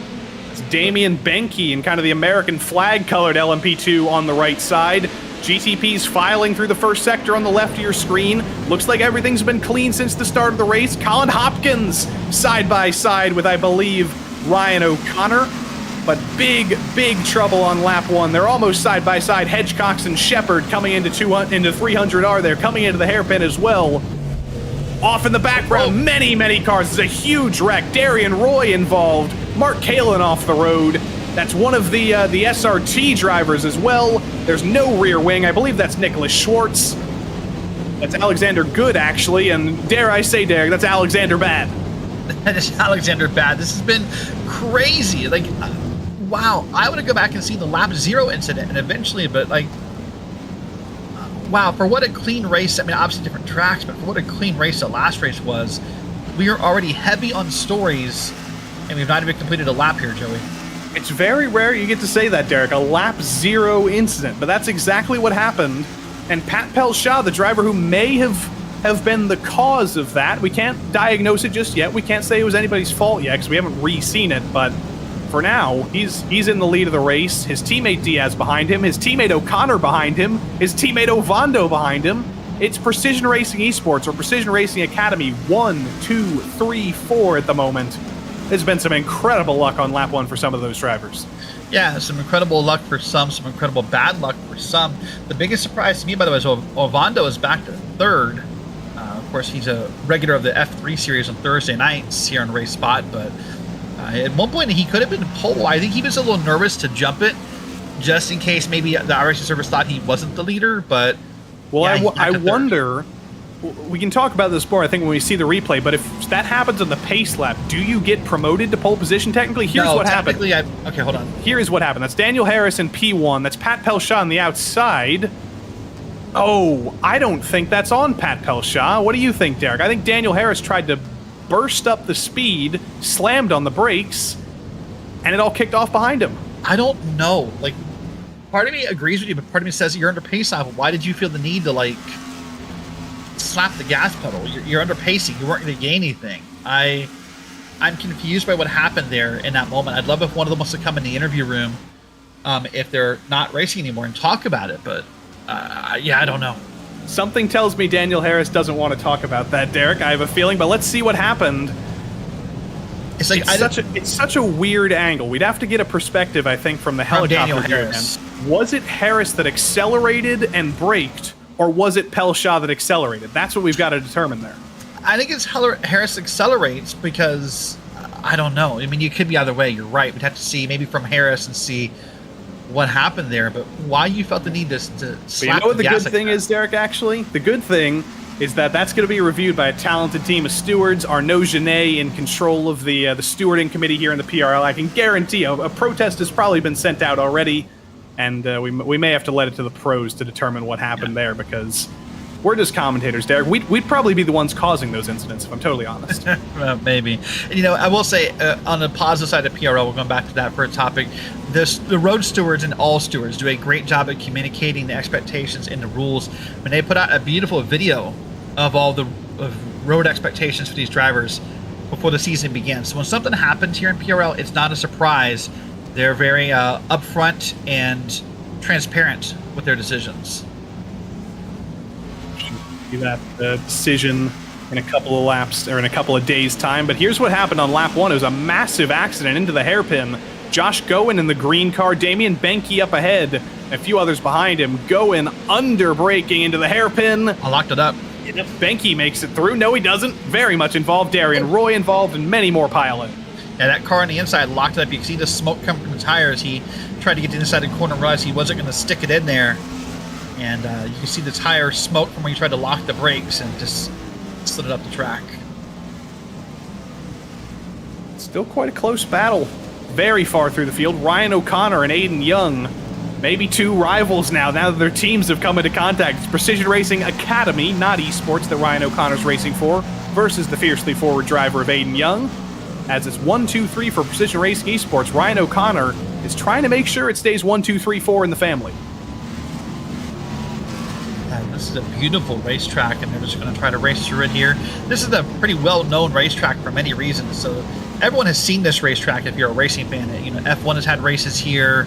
different series have come here. There's a real life, I think WEC has a 6 or an 8-hour race that happens here every year. So a lot of drivers have seen this racetrack and sort of know the layout of it pretty well.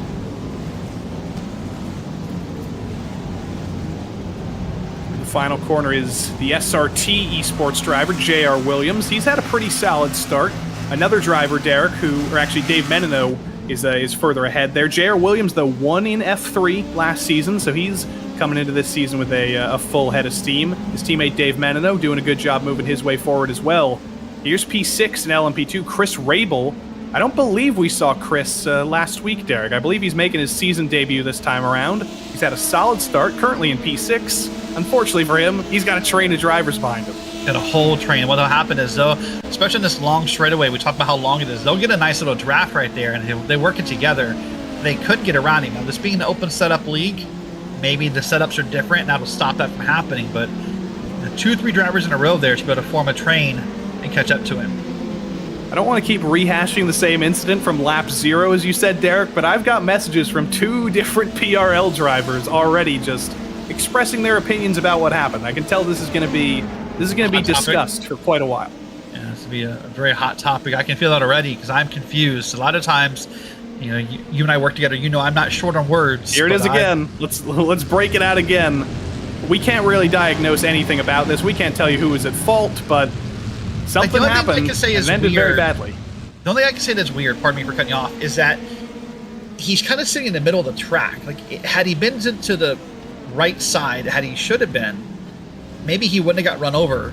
But I don't think that exactly matters in getting run over. But I don't know what happened. I really don't. If you weren't with us for the start of the race, that was potentially the defining moment of the race before we even went green. Daniel Harris and Pat Pelshaw involved in an accident before the green flag flew. Harris ends up on pit lane, ends up out of the race before it even starts, and Pat Pelshaw continues on in the lead.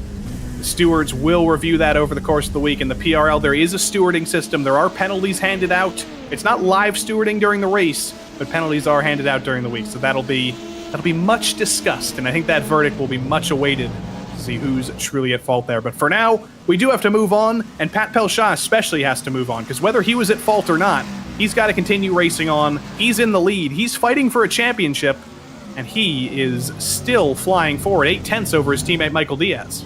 Let me make one more point, and we will move on for that lap 0 thing. What I'm surprised by, what I was curious about that was going to happen was, what would be the effect of Pat's car when he went racing, right? Would he have any kind of damage to speak of? Would there be any aero damage? Would there be any kind of impact to the car?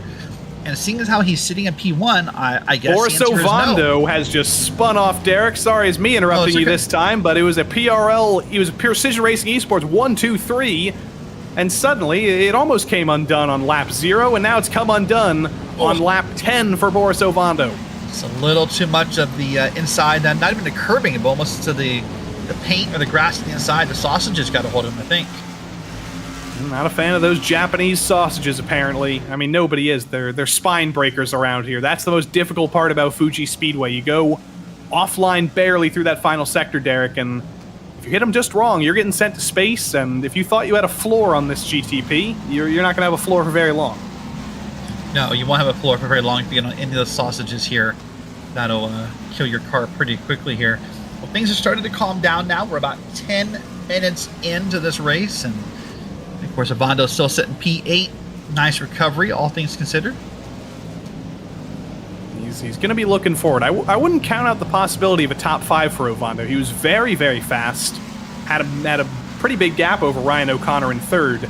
He does have 5 positions to make up, but you can never count out Boris Ovando. He almost won the GT3 Sprint Championship last season against a fantastic field. He himself was nursing a 20-point penalty for contact early on in the season, and he almost won the championship even with that penalty. That's how fast Boris Ovando is.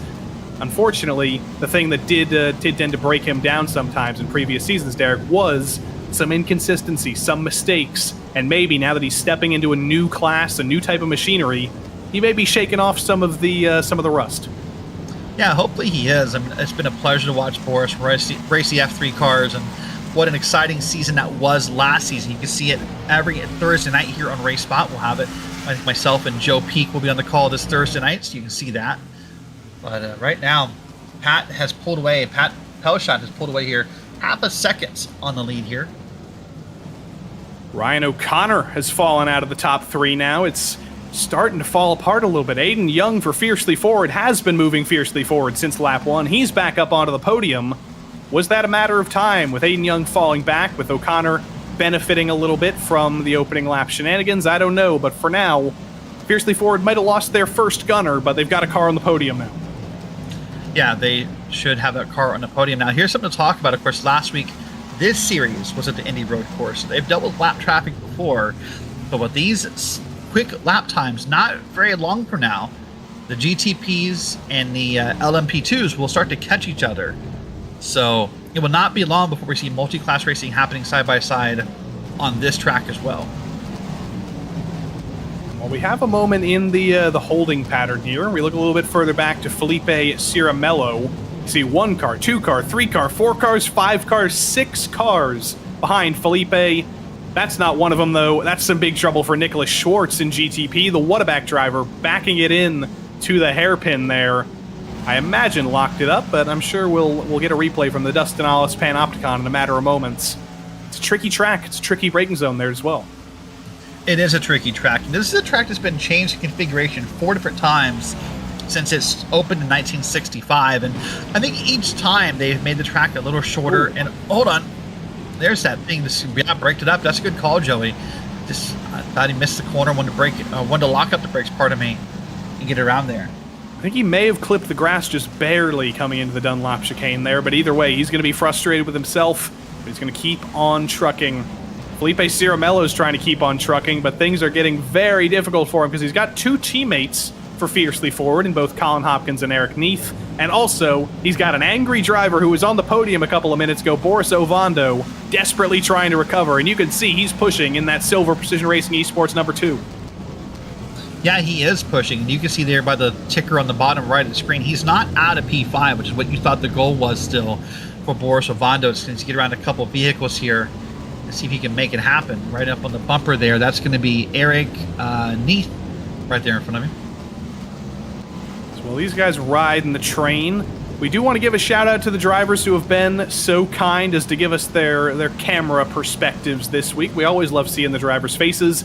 We always love seeing their backgrounds as well. Bradley Holly in the bright purple Acura always gives us a pretty good zoom background, and if our producer Dustin Ollis is telling some truths, not telling some tales out of school, he might have 2 zoom cameras on. This is the first one. It is nice and purple in the background, and if I may say, there it is. There's the second one. He's given us 2 zooms, and I think that's just so we can show off that he has 2 cameras worth of Legos now, Derek. Yeah, right. Start 2 cameras worth of Lego is a pretty cool thing. And all those monitors giving different information at the same time is pretty cool. So I'm going to look up a second ago, wanted to gather some info from a different monitor. Yeah, all the Lego and all the Star Wars behind him. A little Halloween look going on behind him. Just over his right shoulder, I think I saw a skeleton in the background. Well, it looks a little bit like he's hunching over the wheel a little bit more. When he's driving NASCAR machinery, when we see him in the Xfinity Series or in the trucks, he tends to be relaxed a little bit more, but he looks like Patrick Cowgill right now. He's Ryan Newmaning on the wheel. He really is. So Bradley, of course, as you said, the most winningest driver in PRL history. We're going to start pit stops in a second. By the way, that seems a little early to me, but here they come. Boris Ovando and Mac Miller are both coming in. I used up all my my Mac Miller references last week, by the way, Derek. He has a song called The Spins. I got nothing else. Yeah, I don't have anything for you, sorry. But I think this is a beautiful move by Ovando, by the way. What that's done is it's an early pit stop, and it's going to pull him out of traffic. It's going to pull him out of that little gaggle of 5 or 6 cars you saw a second ago and give him open and clean air to race around and not have to use someone else's braking points as his braking points. He may benefit from this move and move up the field. Got a question in the chat from a driver you may have heard of, Sean Campbell. He asks if there's any Porsches in the field. There are a couple. Dave Menino is not one of them, though. He's in the Cadillac. He brings it down pit lane this time around. Again, very early, Derek. Only 15 minutes into this race. But he says, I think, you know what? We can make it to the end with a stop now. We'll reach lap traffic later than anybody else. Maybe this could be the call for Dave Menino and for his SRT Esports team. But there is the breakdown, at least, of the Cadillacs at the very least. I believe the only Porsche in the field would be downtown Gary Brown, who started all the way at the back of the field in GTP, started 23rd. He's moved forward to give him some respect. He's up in 18th, and there's the Porsche. That'll make Sean Campbell happy, and that'll make our old buddy downtown Gary Brown very happy as well, taking on GTPs for the first time. It's like an IKEA paint scheme right there in front of you. It's That's beautiful. what I can think of when I see that. I love it. Like maybe the LA Rams, maybe, if you're a football nerd, an American football nerd. Gary Brown, I believe, does some voiceover work in his own time, but there's a huge crash for Devin Brock into Dunlop, missing the rear clip of that Atomic Racing number 12 Cadillac, and judging by the fact that there's another car coming through, I don't think he was all on his lonesome in that instant. No, definitely not. Now, the possible good news for Devin Brock, if there is any, if it's just that front end is damaged, just maybe a faster repair than you think, just to put a new front end on it and get it moving. So we'll have to wait and see how long that pit stop is. There may be more carnage happening, or that same carnage. Let's check the replay, Joey. And Devin Brock in that Whalen Cadillac, but further ahead. That's what I think may have caused all this. That's the 24 of Nick Silver. No, he didn't cause anything. No. He gets brocked. He gets Millie brocked. Well, then he. If you're a wrestling nerd, you say Brock delivered an F5, but that's all I got for you. Unfortunately, Devin Brock maybe not watching his relative, I don't know, but either way, he's going to be hearing the most of that, I think, from Nick Silver. Things have heated up front, by the way. Pat Pelshaw and Michael Diaz have joined up.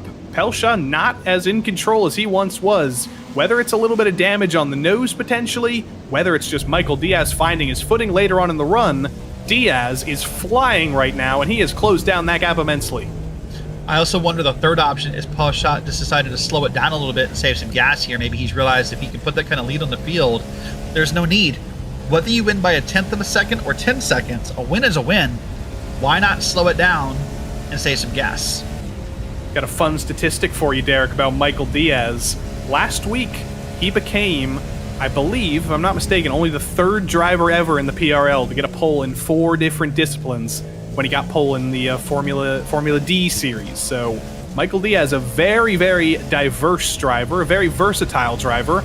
And yet again, whether it's GT3, GT4, Formula 4 machinery, or even now in prototypes in GTP, Michael Diaz finds a way to go fast.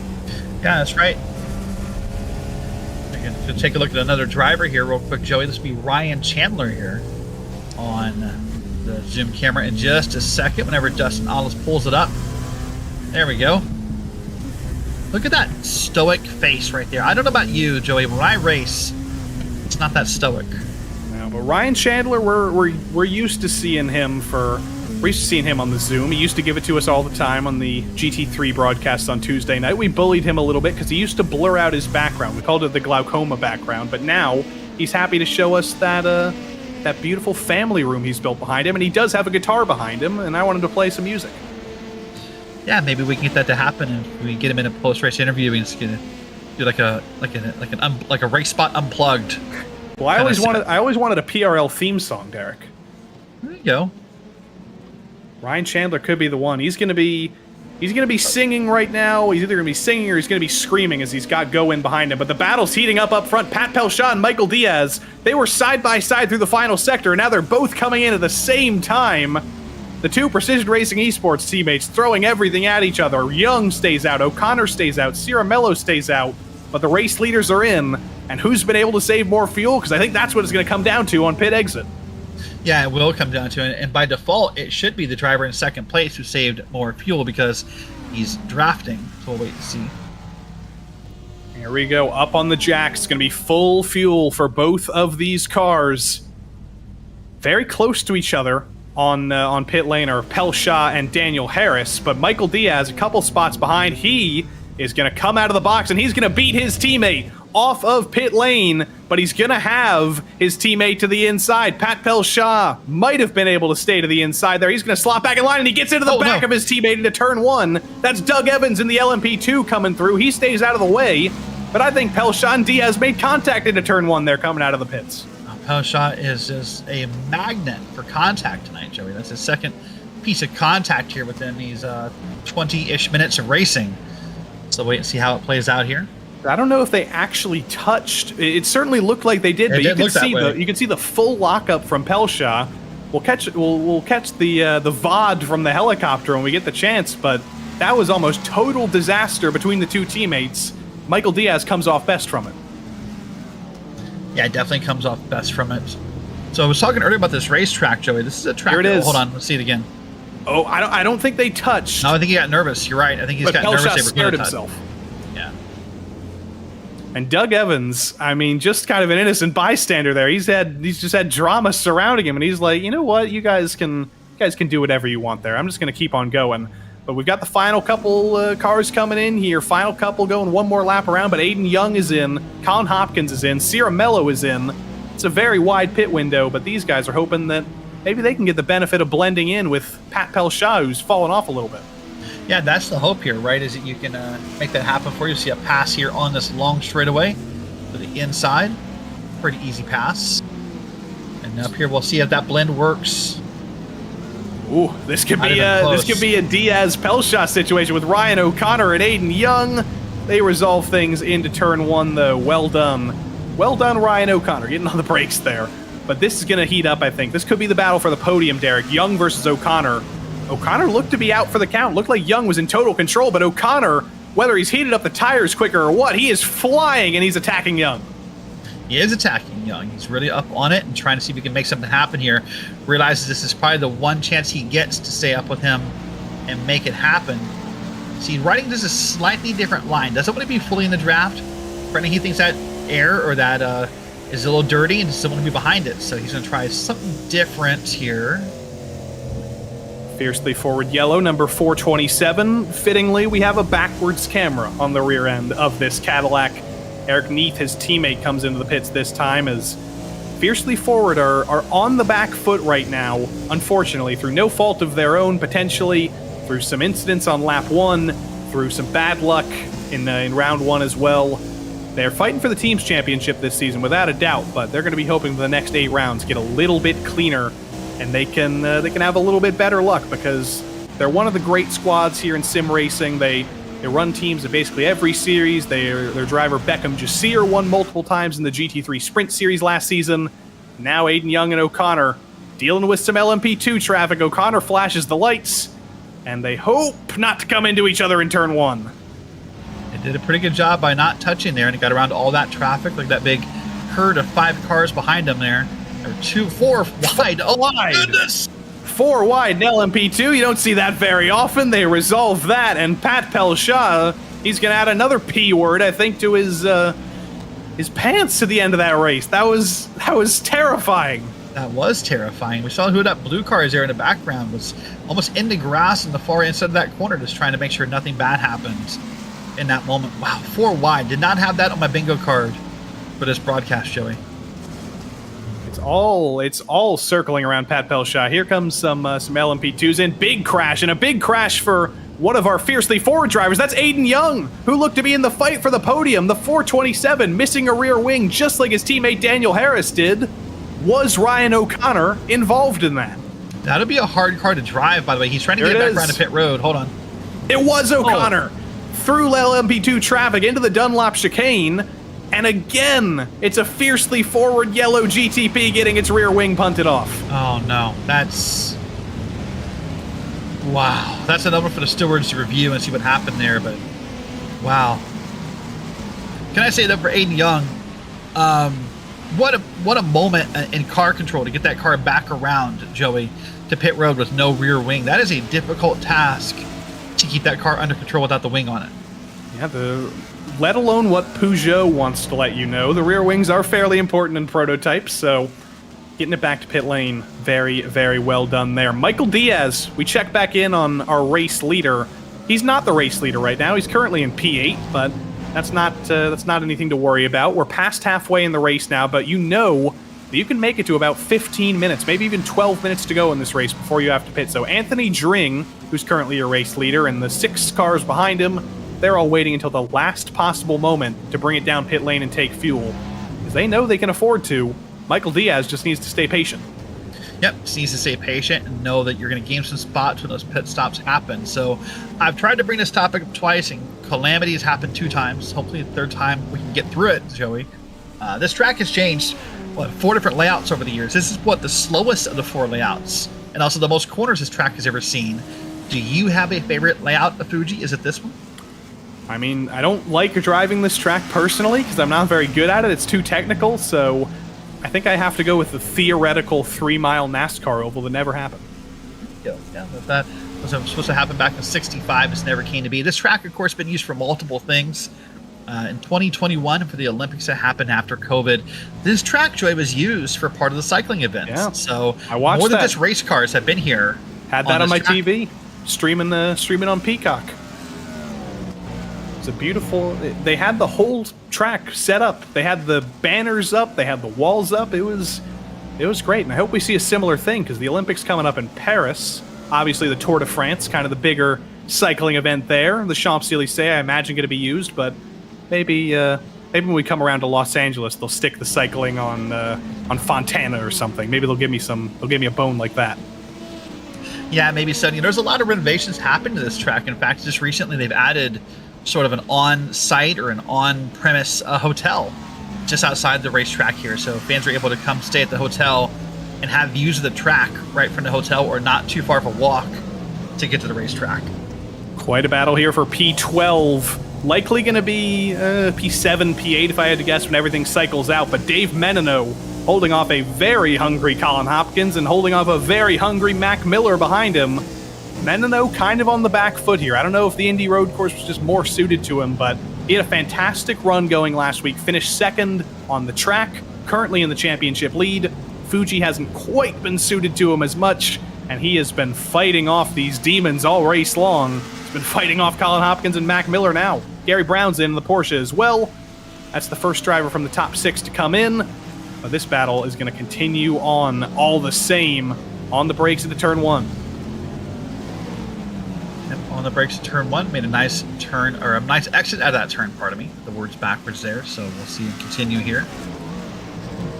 That's Boris Ovando, Felipe Ciramello. That's actually a pass for position, so Ovando's charged forward. Remember, he clipped one of the sausage curbs early on, looped himself around, fell to P8, but he was on the podium. He was running for third, could very well be in second right now, or maybe even the lead with how things have shaken out with his teammates. He would be very happy to redeem himself and get up to third. There is quite a gap up to do that. He's still waiting for basically everybody ahead of him to come down pit lane to cycle that stuff out. The battle we saw earlier between Menino and Hopkins and Mac Miller, they're dealing with some LMP2 traffic right now into the Dunlop chicane. This could be what checks up Menino. It's prototype versus prototype traffic, but it's a big speed difference all the same. Yeah, the big speed difference here, and this is what we talked about really all this season long. As you look at this, if we go back and think about the schedule, the Glen, Sebring, other courses are going to come up here where this is going to become a problem consistently here with lap traffic here. As far as how fast these laps are. But look at that beautiful pass to the inside there, and does get back in the throttle and will complete that pass here. Colin Hopkins getting by Damian Benke, I believe, so Not sure what well Benke done was there. upset about there, by the way. I don't know if that was an upset flash of the lights. That may just be, hey, you know what, I'm saying hi, flash of the lights or something like that. This is a battle for position, though. Robert Ridgway in the Atomic Porsche on the inside, or the Atomic Cadillac, rather, versus Ryan Reeves in the SRT Acura on the outside, the Dunlop. Ridgway later on the brakes. He's going to hang on to that. And Robert Ridgway in the Cadillac, not in the fight for the podium legitimately, we can say. He does still have to make a pit stop, but he's up one spot, and he's done a great job. Here's that one Porsche in the race we were asked about earlier by Sean Campbell, and he spun it around. Oh, no. Oh, that's a 2. That's a 720, and really grabs the gear and keeps going. Very well Speaking saved, of a 720 into 100R. Yeah, speaking of the Olympics, if you get like a snowboard or a skateboard, that'll get you some points. I think Gary Brown's an Olympian of his own, I think. Maybe not sports-wise, but he's an honorary Olympian, I think. Robert Ridgway, though, you want to talk about interesting drivers in the PRL. This is something we love about league racing, Derek. Every driver has their own sort of day job. As Reeves tries to send a dive on him, he blocks that off. These drivers come from all walks of life. Robert Ridgway, a mechanical engineer, he works on particle accelerators. He knows all about that stuff. He's dealing with the fastest things in the universe. A car is just child's play to him. Fighting off Ryan Reeves is just child's play to him. Cool. Speaking of not child's play, 3 wide though through that corner got solved pretty easily. And that's one of the fascinating points of sim racing I love is you get to know the drivers, maybe your teammates or competitors. You meet in real life and you realize what we all do, what a lot of people do for work in this community. And there's some impressive stuff. I know people work in the pharmaceutical industry. We know engineers of all types, bankers and everything else, actual journalists and everything. There's an impressive field of people on iRacing. It's not just I don't know how to say it. It's not just normal casual day-to-day jobs.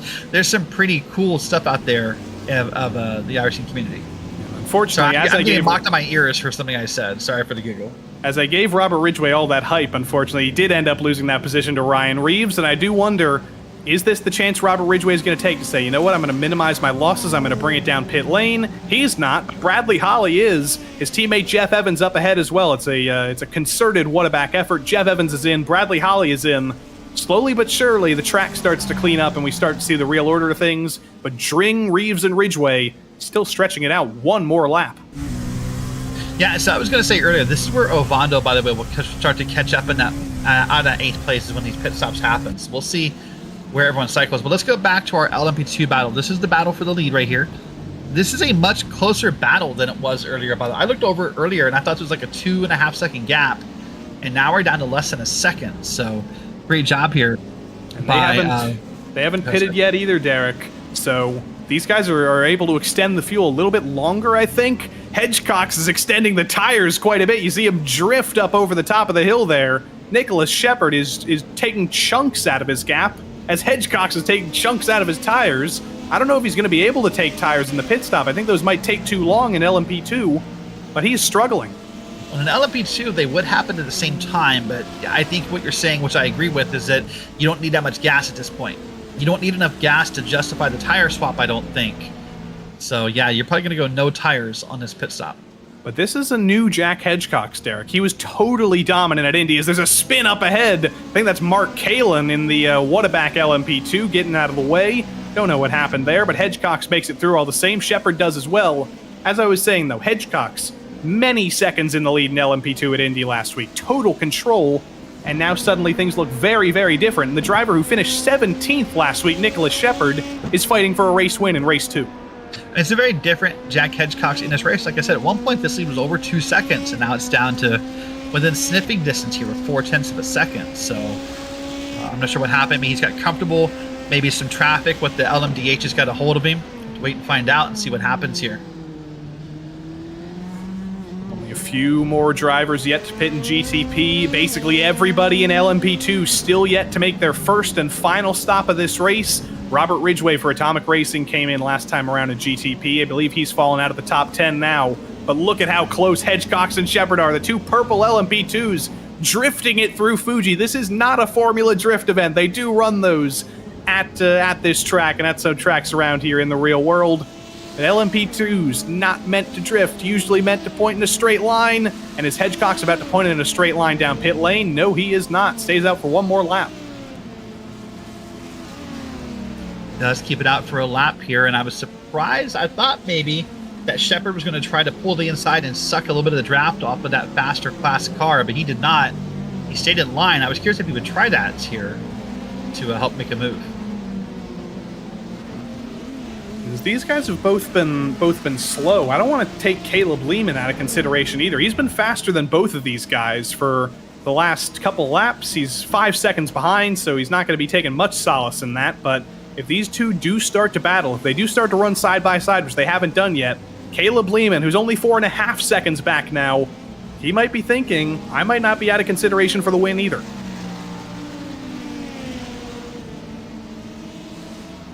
Great battle we got going on here, and I think they're slower.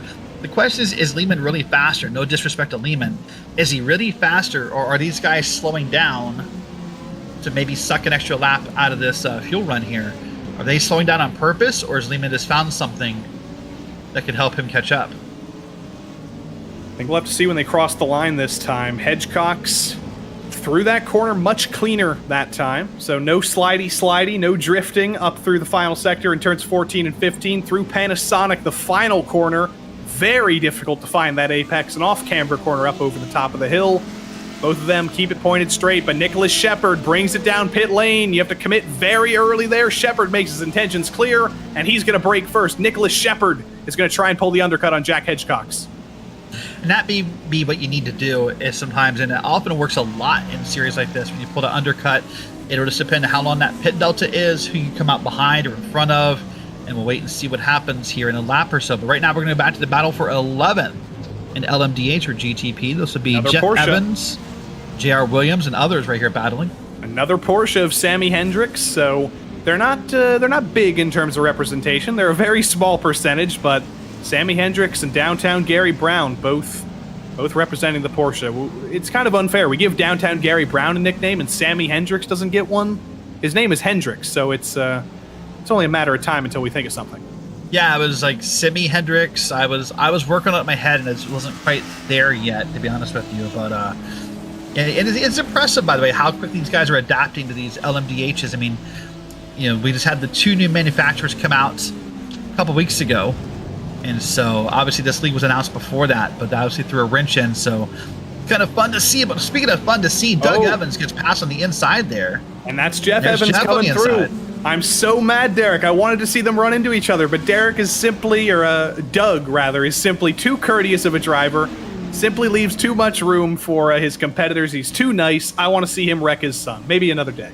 I think if it's going to happen, it needs to happen like the week of Thanksgiving, just to make the table a little awkward during dinner. But look at Jeff. Look at Jeff Evans on Sammy Hendricks. Was that too late in the brakes? Nearly contact into the hairpin.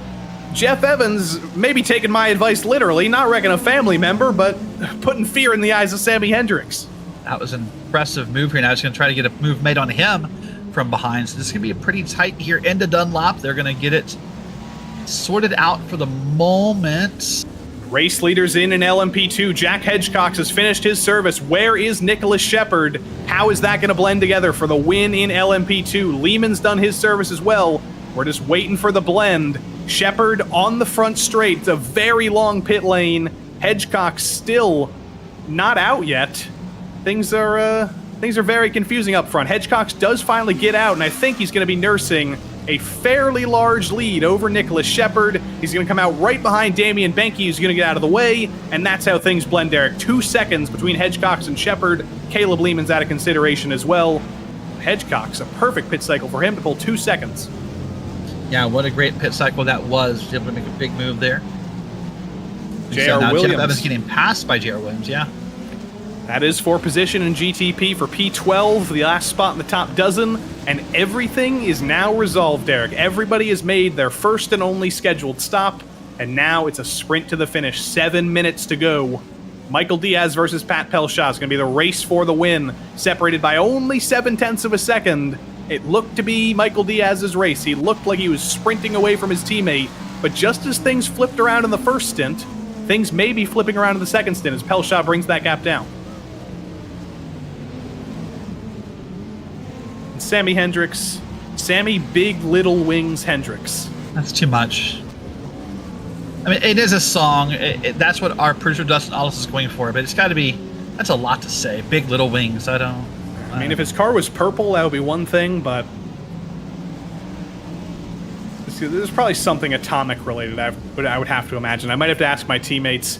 Unfortunately, Derek, I am an atomic racing driver in another series, so I have to hold my bias, as he does get past one of the Purple Haze LMP2 cars, who does a good job of staying out of the way there.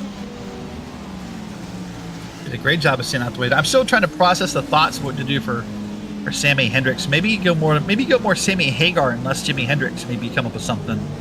I want to work on it. Oh, Jeff Evans behind. J.R. Williams, rather, sends the dive into turn 1, and Hendricks very careful through there. I think he sensed that dive was coming, got on the brakes early, and said, you know what, JR, you're probably quicker than me right now. You can have this position. I'm going to slot in behind. I'm going to hope that Evans doesn't take advantage. I say your premonition was almost correct, because I thought Evans was going to slide it in there, and he kind of got on the brakes at the last second. That's the part I was worried about. You saw Evans come in at that last possible second and try and get in a movement, but he thought the better of it. And if I'm not mistaken, J.R. Williams, another one of our multi-series drivers, and also an F3 driver. Correct. Or has been on Thursday nights.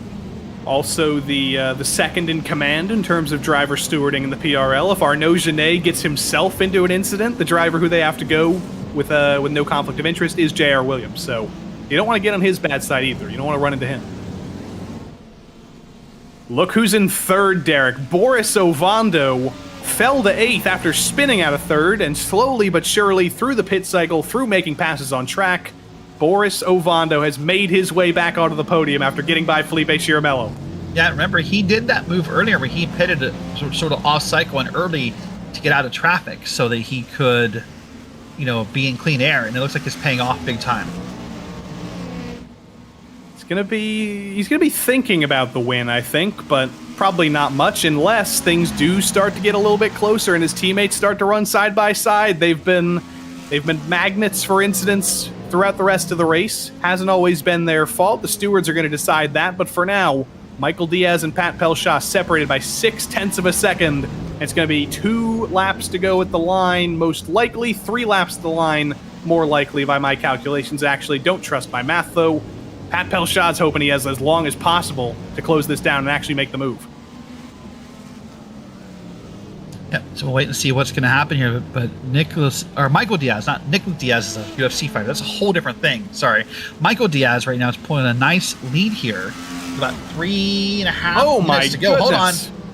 That's Huge a UFC pile. style move right there. That is a UFC style move. I think that might be a TKO there, as that's Mac Miller with no rear wing in the number 79. There were LMP2s involved. There were GTPs involved.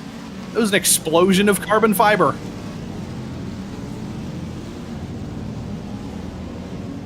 So this, we're going to wait and see what happens in this replay. This will be, I think, from the viewpoint of Caleb Lehman, I think it is. Oh no! Right in front of traffic. Sort of Morgan, it's almost like he just came to a stop, like unless he was concerned he wasn't going to make the corner.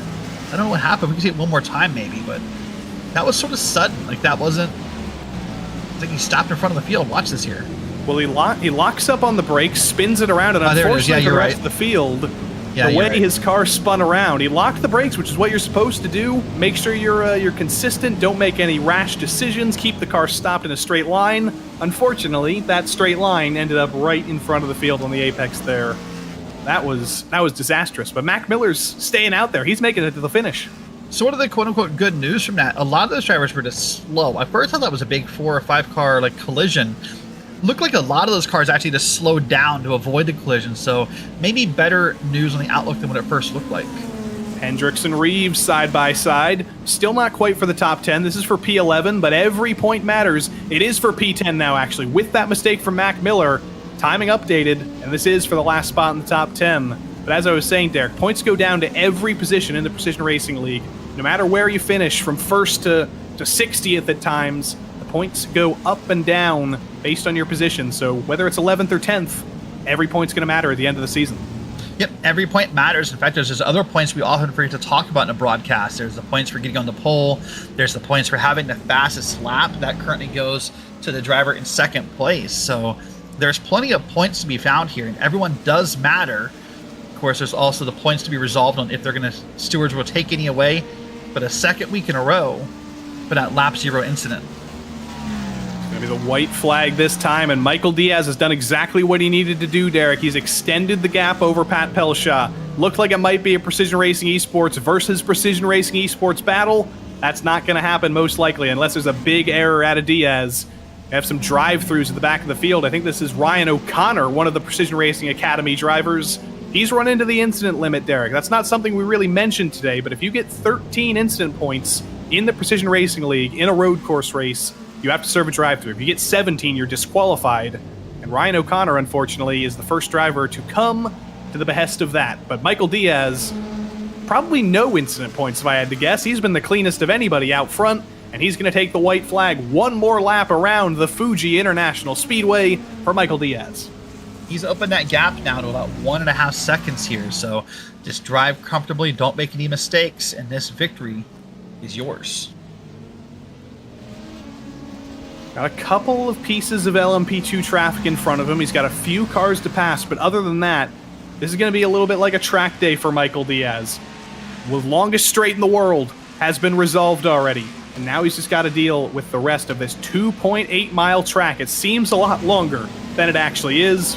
Here's a little bit of an incident between Mac Miller and Jeff Evans. It's the battle for position here. Miller with no rear wing. You might think that's good in a straight line, but Jeff Evans, he's going to blow by him either way. That nice pass by Evans to the inside. He'll get the inside run here into the corner. And as you said, he will blow by him here. Now the rear. Oh my goodness, somebody's. There was some cars parked right there. I think that's his teammate Bradley Holly. Some other drivers just flying in there, getting involved. Holly makes it through as another purple car. Big trouble there. That was actually Nicholas Shepard from second in LMP2. He's lost second. Caleb Lehman's come through. Dramatics on the final lap. Shepard falls off a second. He's still going to hang on to the podium, but out of the final corner, it was heartbreak a couple days ago. Michael Diaz was taken out of the lead in the Formula D race on Thursday night, but he's going to get redemption a couple of days later. For the first time in GTPs, Michael Diaz is a winner, and I believe a winner in 4 different types of machinery in the PRL. Here's what happened in turn 1 for Nicholas Shepard. Oh dear, from second place, loops it around. Scared of making the contact, rightfully so, and then he locked the brakes, and there's a little how do you do right there from a driver back in the field. Jack Hedgecox for the second week in a row in total control. It didn't look like that. It looked like Nicholas Shepard was going to give him a great challenge, but after the pit cycle, it was all Hedgecox all the time, and we might have to hedge our bets that he could win every race this season. He's got a target on his back now as a dominant LMP2 driver, and for the second time in 2 weeks, it's going to be Jack Hedgecox winning in LMP2. The one statistic, Derek, that I failed to mention, as Michael Diaz crossed the line there to win in GTP, he is actually the first driver ever in the PRL to win in 5 different disciplines. Wow. What are those disciplines, Joey Tavin? He won in prototypes now. He's won in open wheel. He's won in GT3. He's won in GT4. It's actually 4 different disciplines. He's got a pole in 4 different disciplines. Add those together, and that's successes in 5 different disciplines. My stat was wrong initially, but I've corrected the record now. Fair enough. But what a fun race here at Fuji. This is an incredible season of tracks we're going to go to. A lot of iconic tracks, a lot of great racing we have ahead of us here. This is the last car to come through here, and we'll get to our grid in just a moment. I had fun. I had fun too. I'm glad I didn't say that statistic as he was coming to the line, because I quickly realized that he only has a pole in the Xfinity series in the PRL. He doesn't have a win yet, though. He may sign up in the near future. Anytime down that Grand National Series, he may get a win. You never know. Could happen. But that is everybody across the line now. Total craziness at Fuji, but at the end of it all, Michael Diaz, by a much closer margin than he would have liked, wins at Fuji and wins in his 4th discipline in the PRL. Pat Pelshaw comes home in second. He's going to be part of a steward's review based on what happened on lap 0 with Daniel Harris, and Boris Ovando fell down, drove back up, podium for Boris Ovando. Felipe Ciramello and Dave Menino rounded out the end of the top 5. Great recovery for Menino. He's going to be pretty strong in the championship. And then Colin Hopkins, Anthony Dring, Zach Hebert, and J.R. Williams and Ryan Reeves bring us down to the end of the top 10. Sammy Hendricks just barely fell out of the top 10 at the end of it all. And Jeff Evans, P12, after getting by Mac Miller, who likely would have been in the top 10, but lost his rear wing. That was not ideal. Robert Ridgway, Bradley Holly, Eric Neath, Ryan O'Connor, who ran into some incident limit issues, and Nick Silver brought us to the end of the lead lap. Nicholas Schwartz went 1 lap down after some trouble of his own, and poor old downtown Gary Brown, a spin and some damage, he ends up 10 laps down. Aiden Young, clobbered by Ryan O'Connor. Devin Brock, clobbered by himself, both of the Dunlop chicane. And Daniel Harris, the big point of the race. Was it his fault? Was it Pat Pelshaw's fault? Was it nobody's fault? The stewards are going to decide. Either way, it ended up with him on pit lane before the race even started. Driver who's been on pole in 2 races in a row, thinking, when's it going to go my way?